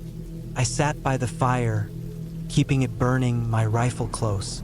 Every so often, I shone my flashlight into the trees, but I saw nothing. At dawn, the forest felt different, less oppressive. The cold air stung my face as I packed my things. I had planned to stay another night, but my gut told me to leave. I hiked back to my car, every step feeling too slow. The forest was quiet, too quiet. No birds, no wind, just silence. When I reached my car, I threw my gear inside and locked the doors. I sat there for a moment, gripping the steering wheel, my pulse still racing. Then, I started the engine and drove, not looking back. I didn't tell anyone about that night. What could I say? That I saw a man standing in the woods? That he just watched me? It sounded stupid, but I never camped alone again.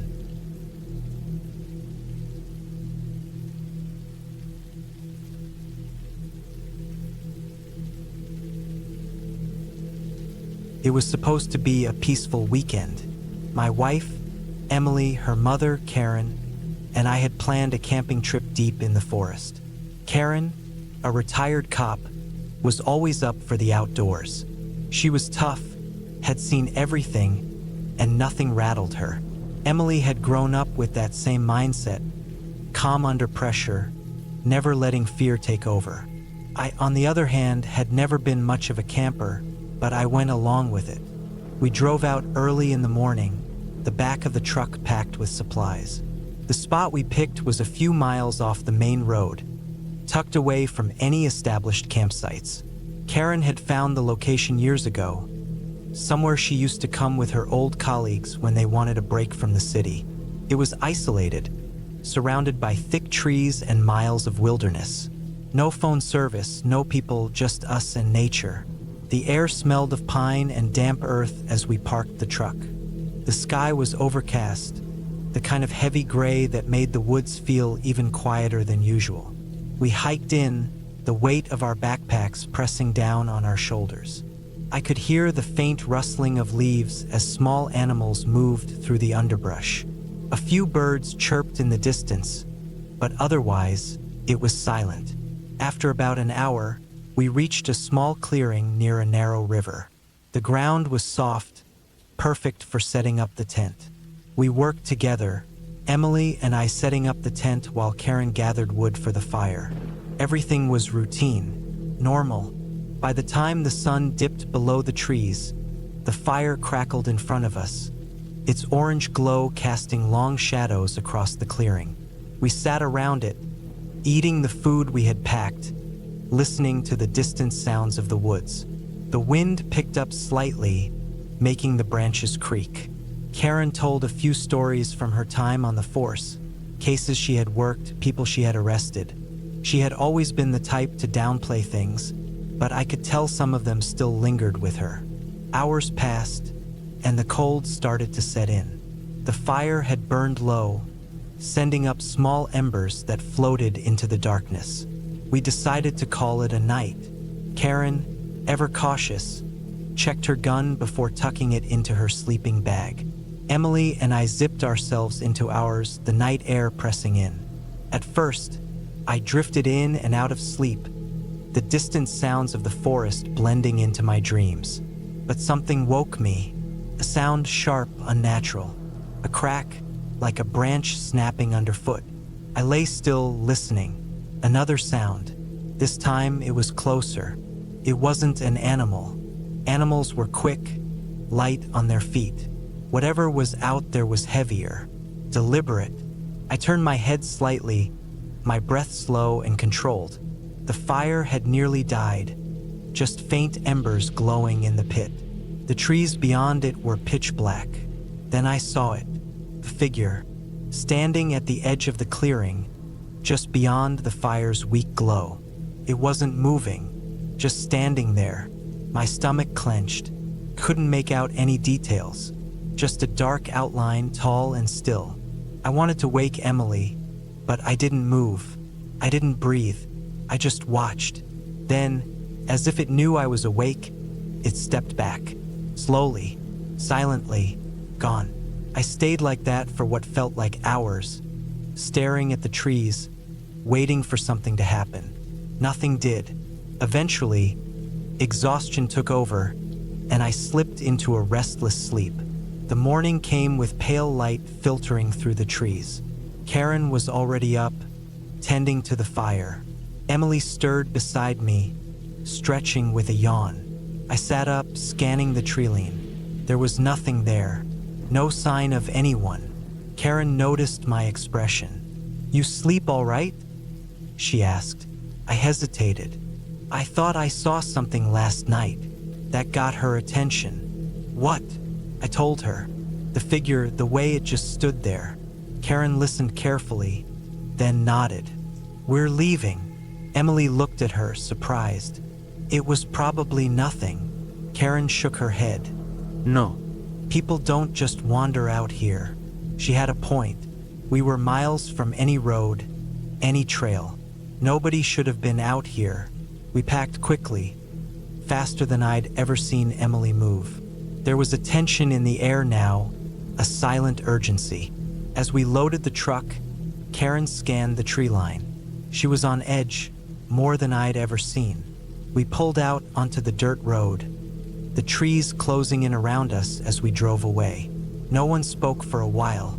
Then Karen broke the silence. "I saw it too." I turned to her. She kept her eyes on the road. "When I got up this morning," she continued, "I saw footprints, big ones, leading right up to our tent. I felt cold all over." Emily swallowed hard. "Why didn't you say anything?" Karen's grip tightened on the wheel. "Because I didn't want to scare you. But we weren't alone last night." Nobody spoke after that.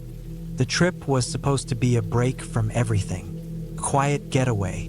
But something had been out there with us, watching, and it had been close, too close. We never went back to that spot.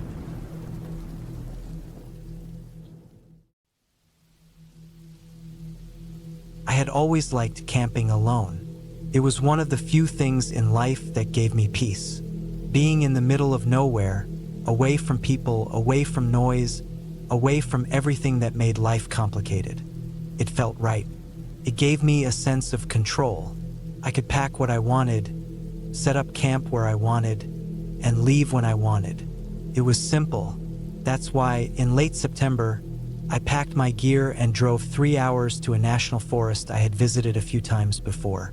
It wasn't a well-known camping area, which made it perfect. No tourists, no crowded trails, just miles of woods, rivers, and mountains. I planned to hike in about 5 miles, set up camp near a small stream, and stay for 2 nights. I had checked the weather, cool but dry. No rain, no storms. It was supposed to be a perfect trip. I arrived at the trailhead just after noon, parked my truck, and started hiking. The path was narrow but well-worn. Trees lined both sides, their leaves just beginning to change colors. I walked at a steady pace, listening to the crunch of leaves under my boots, the distant sound of birds, the occasional rustle of something moving in the underbrush.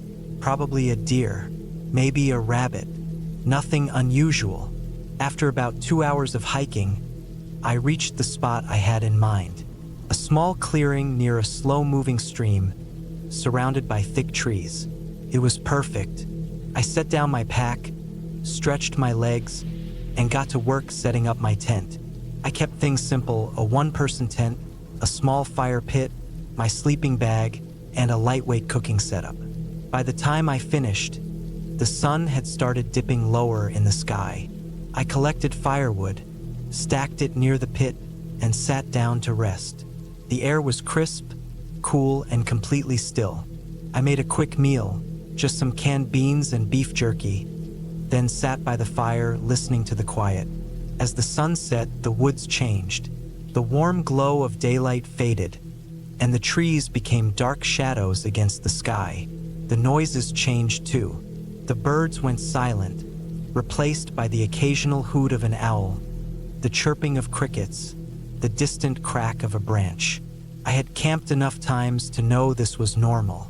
The woods had their own rhythm. I stayed up for a while, letting the fire burn low, enjoying the peacefulness of it all. Then, when the cold started creeping in, I put out the fire, climbed into my tent, and zipped it shut. I left a small flashlight beside me, along with my knife. I never went camping without it. Not because I was scared, but because it was smart. Out here, you had to be prepared. I lay there for a while, staring at the roof of the tent, listening to the sounds outside. The wind moving through the trees, the distant trickle of the stream, the occasional rustle of something in the undergrowth. I let my mind drift, my body relaxed, and soon, I fell asleep. I don't know what woke me up. 1 second, I was sleeping. The next, I was awake, my body tense, my heart pounding. I lay still, listening. The woods were quiet, too quiet. I reached for my flashlight, clicked it on, and pointed it at my watch. Just after 2 a.m. I turned the light off, my eyes adjusting to the dark. I listened again. Nothing. Maybe it was nothing. Maybe a dream, a sound, something my brain picked up on without realizing it. I took a slow breath, forced my body to relax, and closed my eyes again. I must have dozed off, because the next thing I remember was a noise outside my tent. A crunch, then another. Footsteps, not an animal. I know what a deer sounds like. I know what a raccoon sounds like. This wasn't that. These were slow, deliberate steps. I stayed still, breathing as quietly as I could, listening. The footsteps stopped right outside my tent. I didn't move. I didn't breathe. I just listened. Silence. Then a sound. A slow, dragging sound against the fabric of my tent. Something or someone was touching it. I felt my heartbeat in my throat. My hand tightened around my knife. I didn't move. The dragging stopped. More silence. Then the footsteps moved away. I waited, listening, counting the seconds. 30, 60, full minute, then 2, then 5, nothing. Finally, I reached for my flashlight, flicked it on, and pointed it toward the tent wall. Nothing there. Slowly, I unzipped the tent, just enough to see outside. I scanned the clearing with the light, the fire pit, the trees, the stream. Nothing, but I knew what I heard. I sat there for a long time, my knife in my hand, my ears straining for any sound. But the woods were quiet again. After an hour of nothing, I let myself lie back down. I didn't sleep. Morning came slow. When the sky started turning gray, I finally unzipped the tent fully and stepped outside. The air was cold. The forest was still. Everything looked the same, but I knew it wasn't. I circled my camp, checking the ground, and then I saw them. Footprints. Not mine. Someone had been there. I followed them a few feet toward the trees, but they disappeared into the underbrush. Whoever it was had been standing just outside my tent, watching. I packed up my gear faster than I ever had in my life. My plan had been to stay another night. That wasn't happening. I had no idea who had been out there, and I wasn't going to wait around to find out. I shouldered my pack, took one last look around, and started hiking back. The whole time I felt it, that feeling you get when someone is watching you. I kept my knife in my hand, my steps quick, my eyes scanning the trees. The trail felt longer than it had the day before. The woods felt different, like they weren't just woods anymore, like they belonged to someone else. By the time I reached my truck, I was sweating, even in the cold air. I threw my pack in the back, climbed into the driver's seat, and locked the doors. I sat there for a moment, catching my breath, staring at the trailhead. Then, I started the engine and got the hell out of there. I never went back. I never told anyone, because what could I say? That someone had been out there? That someone had watched me while I slept? That someone had stood just inches away, in the middle of the night, while I lay there, completely unaware? No one would believe me, and even if they did, it wouldn't change the fact that it happened.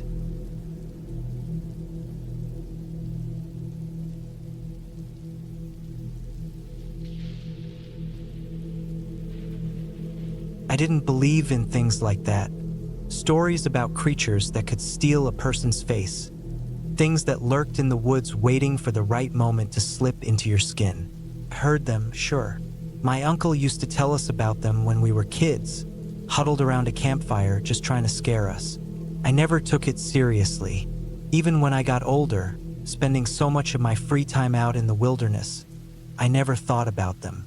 I had hiked through miles of forest, hunted in deep valleys, camped on lonely ridges with nothing but the wind for company. The only things I ever had to worry about were the real dangers: bears, cougars, the cold, and sometimes other people. I wasn't afraid of the woods. That changed. I had a spot I liked to camp at. It wasn't anything special, just an old clearing at the base of a hill, not too far from a river but far enough that I wouldn't have to deal with the noise. I'd found it years ago when I was tracking deer and started using it when I needed a break from everything. It was a cold autumn when I went out there for the last time. I packed light, just a tent, my rifle, some supplies. I didn't plan to stay long, just a night or two. It was more about getting away than anything else. The hike in was easy. The air was cool, crisp. I remember that because the trees had started to lose their leaves, and the wind kept knocking them loose. It was peaceful, in a way, that kind of quiet that you don't get anywhere else. I set up camp by late afternoon, gathered some wood, and made a small fire. By the time the sun dipped behind the trees, I was stretched out by the flames, listening to the night settle in. That's when I noticed it. It was small at first, just a feeling like being watched. That wasn't too unusual. I'd had that before. Sometimes it was a deer, sometimes a fox. But this was different. It wasn't the usual sharp awareness of something nearby. It was slower, like something creeping at the edge of my senses. I sat up, scanning the trees. The fire was throwing long shadows across the clearing, making it hard to see. The feeling didn't go away, but nothing moved. No sound, no breaking branches. I told myself it was nothing. I forced myself to relax, even though my skin was tight with unease. I didn't like how still it felt. Normally, the woods are never truly silent. There's always something. An owl, the rustling of small animals in the underbrush. But that night, nothing. I stayed by the fire longer than I meant to, then finally crawled into my tent, keeping my rifle close. Sleep didn't come easily. I'd doze off, then jolt awake, heart hammering for no reason. I wasn't scared, not exactly, just restless, like my body knew something my mind didn't. Then, sometime in the night, I heard it. A noise, soft, just outside the tent. It wasn't loud, not the snap of a branch or the rustling of an animal. It was breathing, long, slow, steady breaths. I lay there, frozen. I could hear my own heartbeat in my ears, waiting, listening. It was close, so close that I could almost feel it. I reached for my rifle, gripping it tight, my fingers cold with sweat. The breathing didn't stop. It stayed steady, just beyond the thin layer of fabric. I didn't move, didn't make a sound, and then slowly it moved. I could hear the shift of weight, something pressing into the ground. It was circling the tent. I stayed still, my whole body rigid, listening as it made its slow loop around me. Then suddenly it stopped. The breathing was right above me. I could hear it, deep, almost too deep. Then a voice. It wasn't mine. It wasn't human, but it was speaking. Said my name. My name. My stomach dropped, and my throat went dry. I had never told anyone I was coming out here. No one knew. I gripped the rifle tighter, my finger hovering over the trigger. I wanted to look, to unzip the tent and see, but something deep in me, some primal part of my brain, screamed at me not to. Then the breathing stopped. The silence stretched on. My ears rang from how hard I was straining to listen. Then footsteps, slow, dragging, moving away. I waited. I don't know how long. The fire outside had burned low, casting faint light against the tent walls. I stayed awake until dawn. When the first light broke through the trees, I finally unzipped the tent and looked out. Nothing. The clearing was empty. My fire was just glowing embers. My pack was where I left it.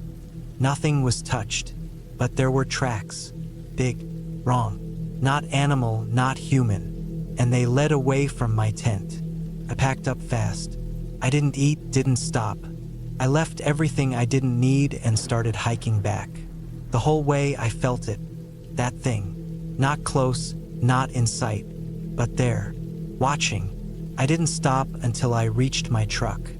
When I got in, I locked the doors and just sat there, gripping the wheel, trying to shake off the feeling. I haven't been back to that spot since. I don't camp alone anymore. And sometimes, when I'm outside at night, I swear I hear something. A breath, a voice, saying my name.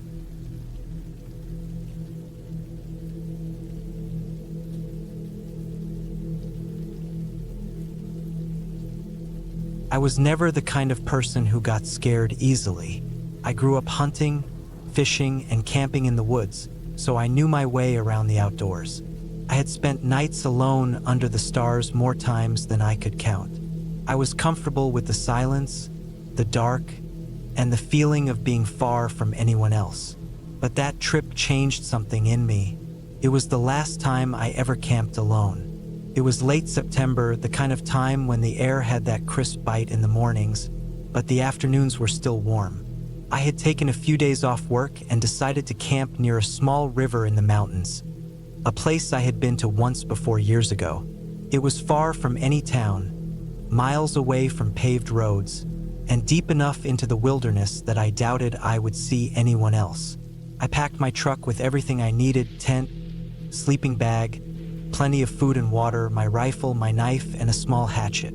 I wasn't expecting to run into anything dangerous, but I always brought them out of habit. I wasn't a fool. The drive took nearly 4 hours, the last part being on rough dirt roads that were barely more than trails. The trees grew thick around me, towering pines and old, gnarled oaks that blocked out much of the sky. The road ended at a clearing near the river, and I parked there, stepping out to stretch my legs and take in the quiet. It was peaceful. The only sounds were the distant rush of water and the occasional call of a bird. I grabbed my pack and rifle and hiked about a mile downstream until I found a good spot. It was a small clearing near the water, surrounded by trees but open enough to see around me. I set up my tent, gathered firewood, and made camp. By late afternoon, I had a fire going, my gear organized, and everything was set for a few nights in the wild. As the sun dipped lower, I sat by the fire, eating a simple meal and watching the flames. The woods felt calm. I could hear the river, the rustling of leaves, the distant hoot of an owl. It was the kind of place that made you forget about everything else. No work, no stress, just the wilderness and the fire. That first night passed without anything unusual. I woke up early, cooked breakfast over the fire, and spent the day hiking along the river, fishing, and just enjoying the quiet. The water was cold and clear, and I caught a few fish, which I cleaned and cooked for dinner. Everything felt normal, but that night something changed. I woke up in the dark, unsure of what had pulled me from sleep. I lay still, listening, my breath slow and quiet. The fire had died down to embers, casting only the faintest glow. The air was still, too still. I strained my ears, trying to pick up any sound, but there was nothing. No wind, no crickets, no distant rustling of animals moving through the underbrush, just silence. Then, after what felt like forever, I heard it, a single, deliberate footstep. Not the quick, light steps of an animal, but something heavier, slower, careful. I lay there, heart pounding, gripping my rifle. My tent was zipped shut, but I didn't move. I didn't want to make a sound. Then another step, closer. I had camped enough to know that animals didn't move like that. A deer or a bear wouldn't step so cautiously, so deliberately. That was a person.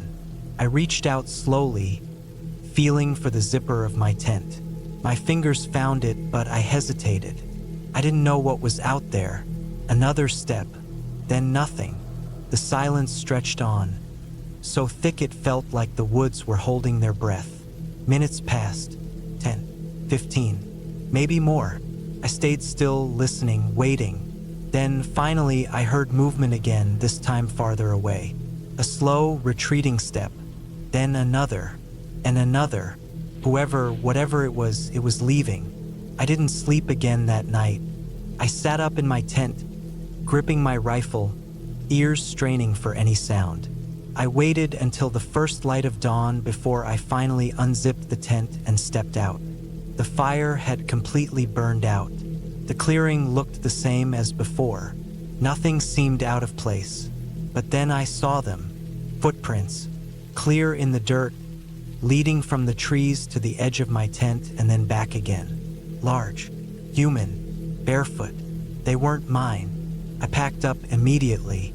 I kept my rifle in my hands the entire time, eyes scanning the trees, every hair on my body standing on end. Took me less than 10 minutes to break camp, and I didn't stop moving until I reached my truck. I threw everything in the back, climbed into the driver's seat, and locked the doors. My hands were shaking as I started the engine. The drive back felt longer than before. Every shadow between the trees felt wrong. Every sound made me grip the wheel tighter. I didn't stop until I was back in town. I never went back to that river. I don't camp alone anymore, and I never sleep without a locked door between me and whatever's out there.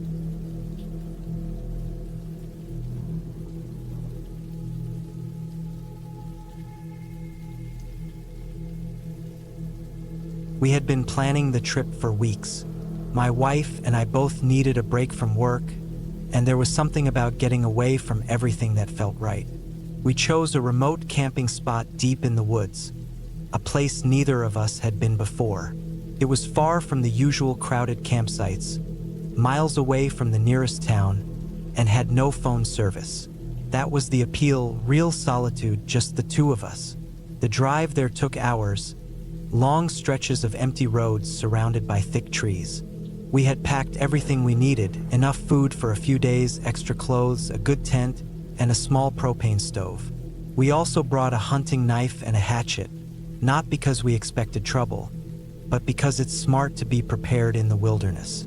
The last stretch of road was rough, an unpaved trail barely wide enough for our truck. It twisted through the forest, the trees pressing in close on both sides. The deeper we went, the darker it seemed, even though the sun was still high in the sky. Eventually, we reached the clearing where we planned to set up camp. It was perfect, a flat area near a small stream, surrounded by tall trees. The only sound was the water moving over the rocks and the occasional rustle of leaves when the wind passed through. We set up the tent first, making sure it was secure. My wife gathered wood while I got the fire going. The sun started dipping below the trees, the sky turning shades of orange and pink. It was peaceful, the kind of quiet you don't get in the city. That first night was uneventful. We cooked dinner over the fire, sat together under the stars, and listened to the sounds of the forest. There was something calming about it. Before heading to bed, I made sure the fire was completely out. Then we zipped ourselves into the tent, warm in our sleeping bags. I woke up sometime in the night. First, I didn't know why. The woods were silent. No wind, no rustling, nothing. Just stillness. I listened for a while, trying to figure out what had pulled me from sleep. Then, faintly, I heard its soft footsteps in the distance, moving through the dry leaves. I lay still, barely breathing. The steps weren't close, but they were steady, slow. Someone or something was out there. I reached for the hunting knife, gripping it tightly. The sound faded after a few minutes, and I told myself it was probably an animal. But even then, something didn't feel right. I stayed awake for a long time, listening, but eventually, exhaustion pulled me back under. The next morning, I didn't mention it to my wife. Maybe I should have, but I didn't want to scare her over nothing. We spent the day exploring, hiking through the woods, following the stream. There were no signs of anyone else out there, no trails, no campsites. That night, we sat by the fire again, eating and talking. But the feeling from the night before stuck with me. I kept glancing over my shoulder, scanning the dark trees. We turned in early, tired from the hike. I fell asleep faster this time, but it didn't last. I woke up to a sound right outside the tent. Not footsteps in the distance, something close. The slow crunch of leaves, the shift of weight on the ground. I held my breath, gripping the knife again. My wife stirred beside me but didn't wake. I listened, every muscle tense. Then the tent moved. A light press against the fabric, just enough to shift it.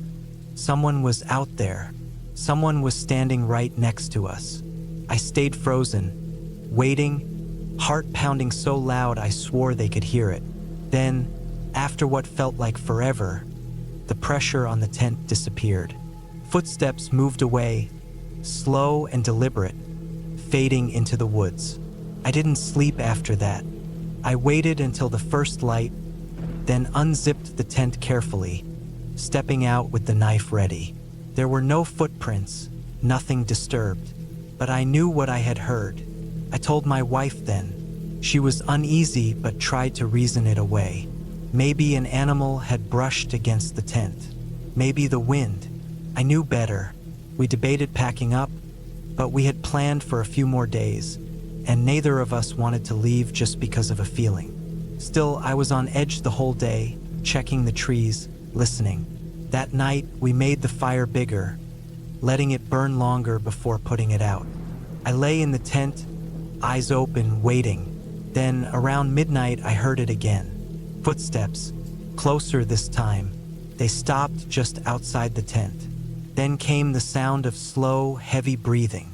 Not an animal, not the wind, person. I felt my wife tense beside me. She was awake this time. She heard it too. The breathing stayed there for minutes, just outside. Then, the slow sound of movement circling the tent. I gripped the knife so tight my hand ached.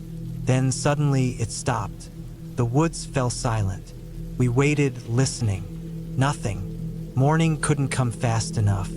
When the first light broke, I stepped out, scanning the area. This time there were footprints, large ones, circling our tent.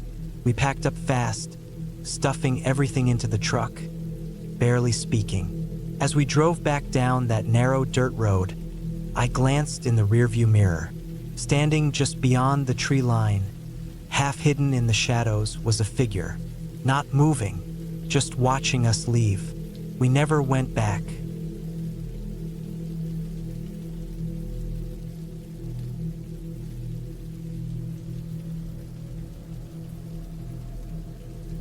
I had been camping all my life. It wasn't something I did as a weekend hobby or just because I wanted to get away from the world. It was part of me. It was the way I grew up. My dad had taken me out into the woods since I was a kid, teaching me how to build a fire, how to track animals, how to read the land. So, by the time I was in my late 30s, heading out on my own for a weekend trip wasn't anything special. It was just another camping trip, something I'd done dozens of times before. This time, I had chosen a remote area in northern Montana. I liked places that didn't have official campsites or pre-made fire pits. I wanted to be in the wild, really out there. The more isolated, the better. I had found a spot on an old topographic map, deep in the national forest, about 20 miles from the nearest town. No trails, no signs of civilization. Just trees, rivers, and mountains. That's what I wanted. I parked my truck on the side of an old Forest Service road, loaded up my pack, and started hiking. The air was crisp, the kind of autumn cold that made your breath fog even though the sun was shining. The trees were a mix of evergreens and the last of the fading yellow aspens, their leaves crunching under my boots. I had about a 5-mile hike to the spot I had marked on my map, a clearing near a small river where I planned to set up camp for a couple of nights. As I walked, I kept an eye out for tracks. You could tell a lot about a place by the tracks you found: deer, elk, maybe a black bear if you were lucky. But I didn't see much. The ground was mostly undisturbed, like not many animals had come through recently. That was a little unusual for an area this deep in the woods. But I didn't think much of it at the time. I reached my campsite by late afternoon. It was perfect, flat ground, plenty of dry wood for a fire, and the river just a few yards away. I set up my tent, got a fire going, and cooked a simple meal. Just me, the woods, and the quiet. That was the best part about being out there. The quiet. No cars, no voices, no distractions.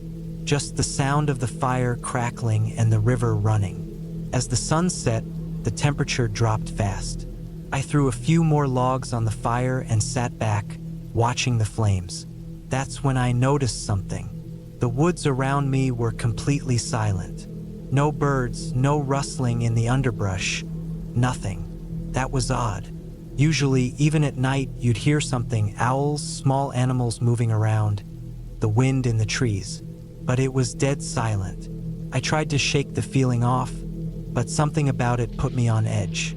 I grabbed my flashlight and did a quick walk around my camp, checking for tracks. That's when I saw them. Footprints. Not animal tracks. Human footprints.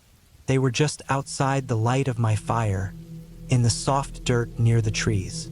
And they weren't mine. I could tell because they were smaller, and the tread on the boots wasn't the same as mine. Someone else had been here.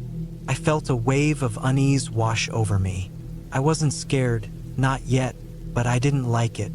I had picked this spot because it was supposed to be remote, far from any other campers or hikers. And yet, someone had been here recently. I followed the tracks a little way into the trees, but they disappeared into the underbrush. Whoever it was had been careful. They hadn't left much of a trail. I went back to my fire and sat down, trying to figure out what to do. I could leave, pack up, and hike back to my truck in the dark. But I didn't want to do that. I was armed. I had a rifle and a sidearm just in case of bears. I wasn't defenseless, so I stayed. I barely slept that night. Every little sound had me on edge. Every crack of a branch had me reaching for my flashlight. but nothing happened. By morning, I almost convinced myself I had overreacted. Maybe the tracks were old. Maybe they had been from a hunter passing through days ago. But I wasn't convinced. I spent the next day fishing in the river, trying to push the thought out of my mind. I cooked my catch over the fire, enjoying the peace of the woods, trying to remind myself why I loved being out here. But as the sun started to set again, that uneasy feeling returned. I decided to do another sweep around my campsite just to be sure. That's when I found something that made my stomach drop. More footprints, fresh ones, and they were closer this time. Whoever it was had been watching me. That was it. I wasn't gonna wait around to see who it was or what they wanted. I packed up my gear as fast as I could, throwing everything into my backpack. I doused my fire, grabbed my rifle, and started hiking back toward my truck. The whole way, I felt like I was being watched. Every few steps, I'd stop and listen, my heart pounding. But I never saw anyone, never heard anyone, just that same unnatural silence in the woods. When I finally made it back to my truck, I threw my gear in the back, jumped in, and locked the doors. I sat there for a moment, catching my breath. Then, just before I turned the key, I saw something in the trees. A figure, standing just at the edge of the woods, half hidden in the shadows. Watching me, I didn't wait. I started the truck, threw it into gear, and got the hell out of there. I never went back to that spot. I still camp, still go out into the woods, but I stick to places where I know people will be nearby. I don't go so deep anymore, because whoever was out there that night, they weren't lost. They weren't just passing through. They were watching me, and I don't ever want to know why.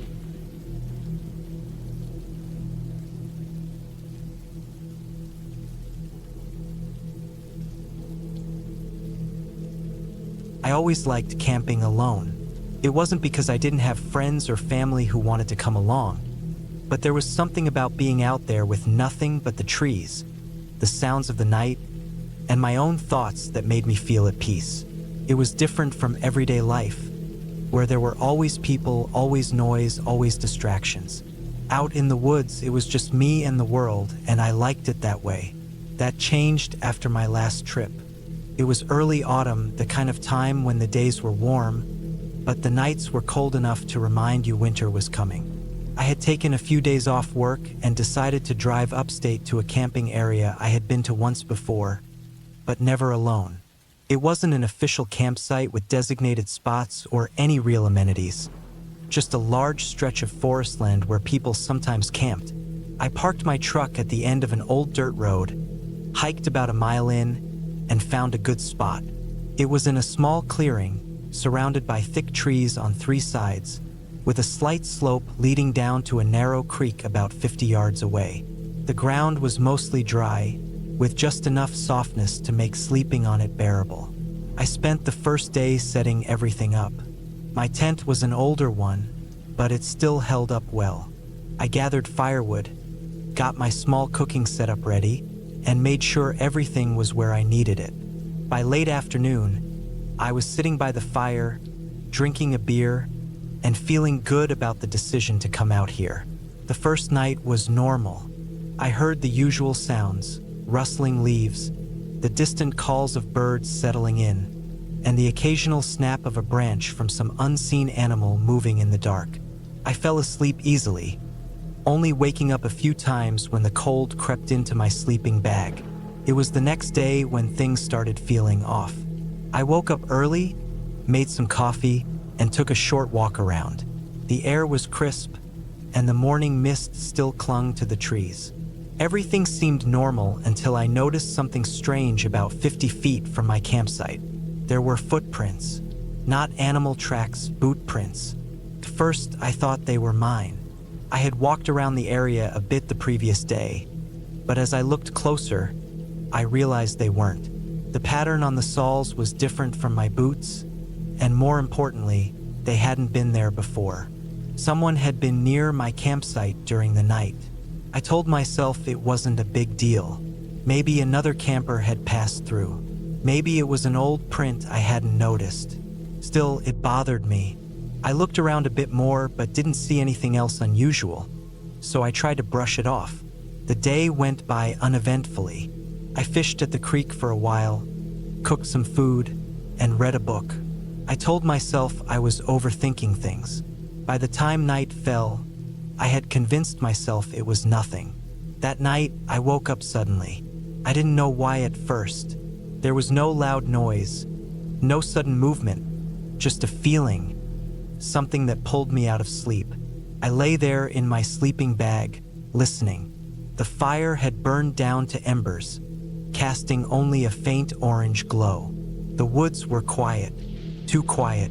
Then I heard it, a soft sound, just beyond the tree line. Footsteps, slow, deliberate, not the careless movement of an animal, but something else, someone else. I stayed as still as I could, barely breathing. The footsteps moved, circling my campsite at a distance. My heart pounded. I reached for the knife I always kept by my sleeping bag, gripping it tight. The steps continued for what felt like an eternity, then stopped. Silence. I stayed awake the rest of the night, listening, waiting, but nothing else happened. When the sun finally came up, I got out of my tent and looked around. No footprints this time. No signs that anyone had been there. But I knew what I had heard. I should have left right then, but I didn't. Instead, I convinced myself it was just my imagination, that I was tired, that it had been some animal after all. I didn't want to ruin the trip over something I couldn't even prove was real. So I stayed. That evening, as the sun dipped low and the sky turned shades of orange and purple, I felt it again. That same feeling from the night before, like I was being watched. I tried to ignore it, but my nerves were on edge. I kept glancing over my shoulder, scanning the trees. I told myself I was being paranoid. Then I saw him, a figure standing just at the edge of the woods, half hidden by the trees. Too far to see clearly, but close enough to know he was looking at me. He didn't move.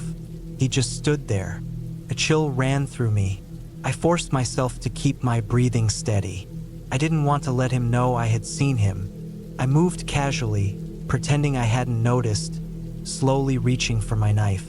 And then, just as suddenly as he had appeared, he was gone. I didn't see him leave. 1 second he was there, the next he wasn't. I didn't sleep that night. I kept the fire burning high, gripping my knife, waiting. I thought about packing up, but I didn't want to risk moving through the woods in the dark. At some point, exhaustion took over, and I must have dozed off. When I woke up, the fire was nearly out, and the first light of dawn was creeping through the trees. I sat up, stretching, trying to shake the stiffness from my body, and then I saw it, lying in the dirt, just a few feet from my tent. A single boot print, fresh. Whoever he was, he had been closer than I thought. I packed up and left. Fast. I didn't even bother cooking breakfast or breaking down my camp properly. I just shoved everything into my pack, doused the fire, and started moving. The hike back to my truck felt twice as long as before. Every rustling leaf, every shifting shadow made my pulse spike. I kept looking over my shoulder, half expecting to see him again. But I didn't. When I finally reached my truck, I threw my gear in, got in, and locked the doors. My hands were shaking as I started the engine. As I pulled onto the dirt road, I forced myself to take one last look in the rearview mirror. And there he was, standing at the tree line, just barely visible through the morning mist, watching me leave. I never went back.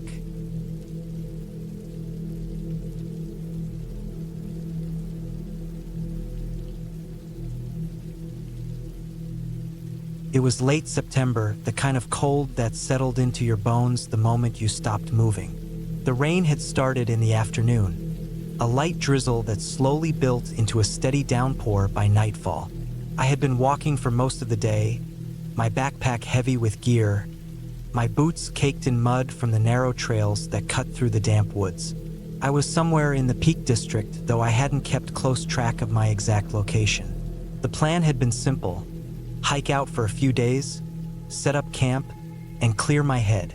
By the time I found a decent spot to set up my tent, the rain had become relentless. My jacket was soaked through, my gloves clinging to my fingers with a damp chill. The trees around me were tall and twisted, their branches stretching overhead like skeletal fingers. It was the kind of place that felt untouched, where the silence was thick and the air carried the weight of something ancient. I pitched my tent as fast as I could, my hands fumbling with the poles and fabric. The rain made everything harder. Every movement felt sluggish. Every attempt to secure the stakes met with resistance from the slick, uneven ground. When I finally crawled inside, the fabric sagged slightly from the weight of the rain, the steady drum of droplets against the nylon filling the space. I stripped off my wet clothes, shoving them into a corner of the tent, and pulled on dry thermals. The air inside was damp, but at least it was warmer than outside. I had brought enough supplies to last me a few days. Simple food, enough water to get by, and my stove for boiling more when needed. I cooked a quick meal, the smell of hot soup filling the tent, though it did little to chase away the unease settling in my stomach. I wasn't afraid of camping alone. I had done it plenty of times before in worse conditions, but something about this night felt different. The rain masked all other sounds, making it impossible to tell if something, or someone, was moving outside. I told myself it was just the isolation getting to me, the way the darkness felt heavier when the world was wrapped in rain. Still, I kept my knife within reach. Hours passed. The rain never let up. If anything, it got worse. The wind picked up, making the trees groan under its weight. My tent shuddered with each gust, and I found myself gripping the fabric above me out of instinct, as if I could hold it together through sheer will. I tried to sleep, but it didn't come easy. Every noise made my pulse quicken. Every creak of the trees set my nerves on edge. At some point, I must have drifted off because I woke to the sensation of something pressing against the side of the tent. It wasn't the wind. The weight was too steady, too deliberate. My breath caught in my throat. I lay completely still, listening. The rain continued its relentless drumming, but beneath it, I could hear something else. Faint shuffling, the sound of footsteps shifting in the mud just outside my tent. I stayed frozen, my heart hammering so hard I could feel it in my throat. My brain scrambled for explanations, an animal, maybe a deer wandering too close. But the steps were too slow, too careful. They stopped directly outside the tent. I reached for my knife, my fingers wrapping around the handle. My mouth had gone dry, my breathing shallow. I didn't want to move, didn't want to make a sound. I strained my ears, listening for anything over the rain, but whoever or whatever was out there wasn't moving anymore. Minutes passed. My muscles ached from staying still, but I didn't dare shift. I tried to convince myself I was imagining things, that the paranoia of being alone in the middle of nowhere was playing tricks on me. But then I heard it again. A slow, deliberate scraping sound, like something being dragged across the fabric of my tent. I gripped my knife tighter. My brain screamed at me to do something. Shout, lash out, anything, but fear held me down. The scraping stopped, replaced by silence so deep it felt suffocating. I counted the seconds in my head, forcing myself to focus on something, anything, to keep from panicking. Then, without warning, the entire tent shook violently. The poles strained under the force, the rainfly whipping against the fabric. I scrambled up, knife in hand, ready to fight if I had to. I unzipped the tent in one quick motion, shoving my way out into the rain. The cold hit me first. The air was biting, the rain drenching me instantly. My flashlight was in my other hand, and I flicked it on, sweeping the beam across the trees. Nothing. The ground around my tent was slick with mud, my footprints mixed in with something else, indistinct shapes, too messy to make out clearly in the rain. I turned in a slow circle, scanning the woods, my breath coming in short bursts. Still nothing. I stood there for what felt like forever, the rain dripping from my face, my heart still hammering in my chest. I knew I hadn't imagined it. Someone had been out here, watching, waiting. I packed up as fast as I could. My hands were shaking, my gear a mess as I shoved it back into my pack. I didn't care about the rain anymore. I just needed to move. I hiked through the night, my flashlight barely cutting through the darkness. Every few steps, I turned back, half expecting to see a figure standing in the distance, watching me. But the woods remained empty, just rain, trees, and the weight of something I couldn't quite explain pressing down on me. I reached my car just as the first light of dawn started creeping through the clouds. My clothes were soaked, my muscles aching. I threw my pack into the back seat and got inside, locking the doors behind me. My hands were still shaking as I turned the key in the ignition. I didn't look back.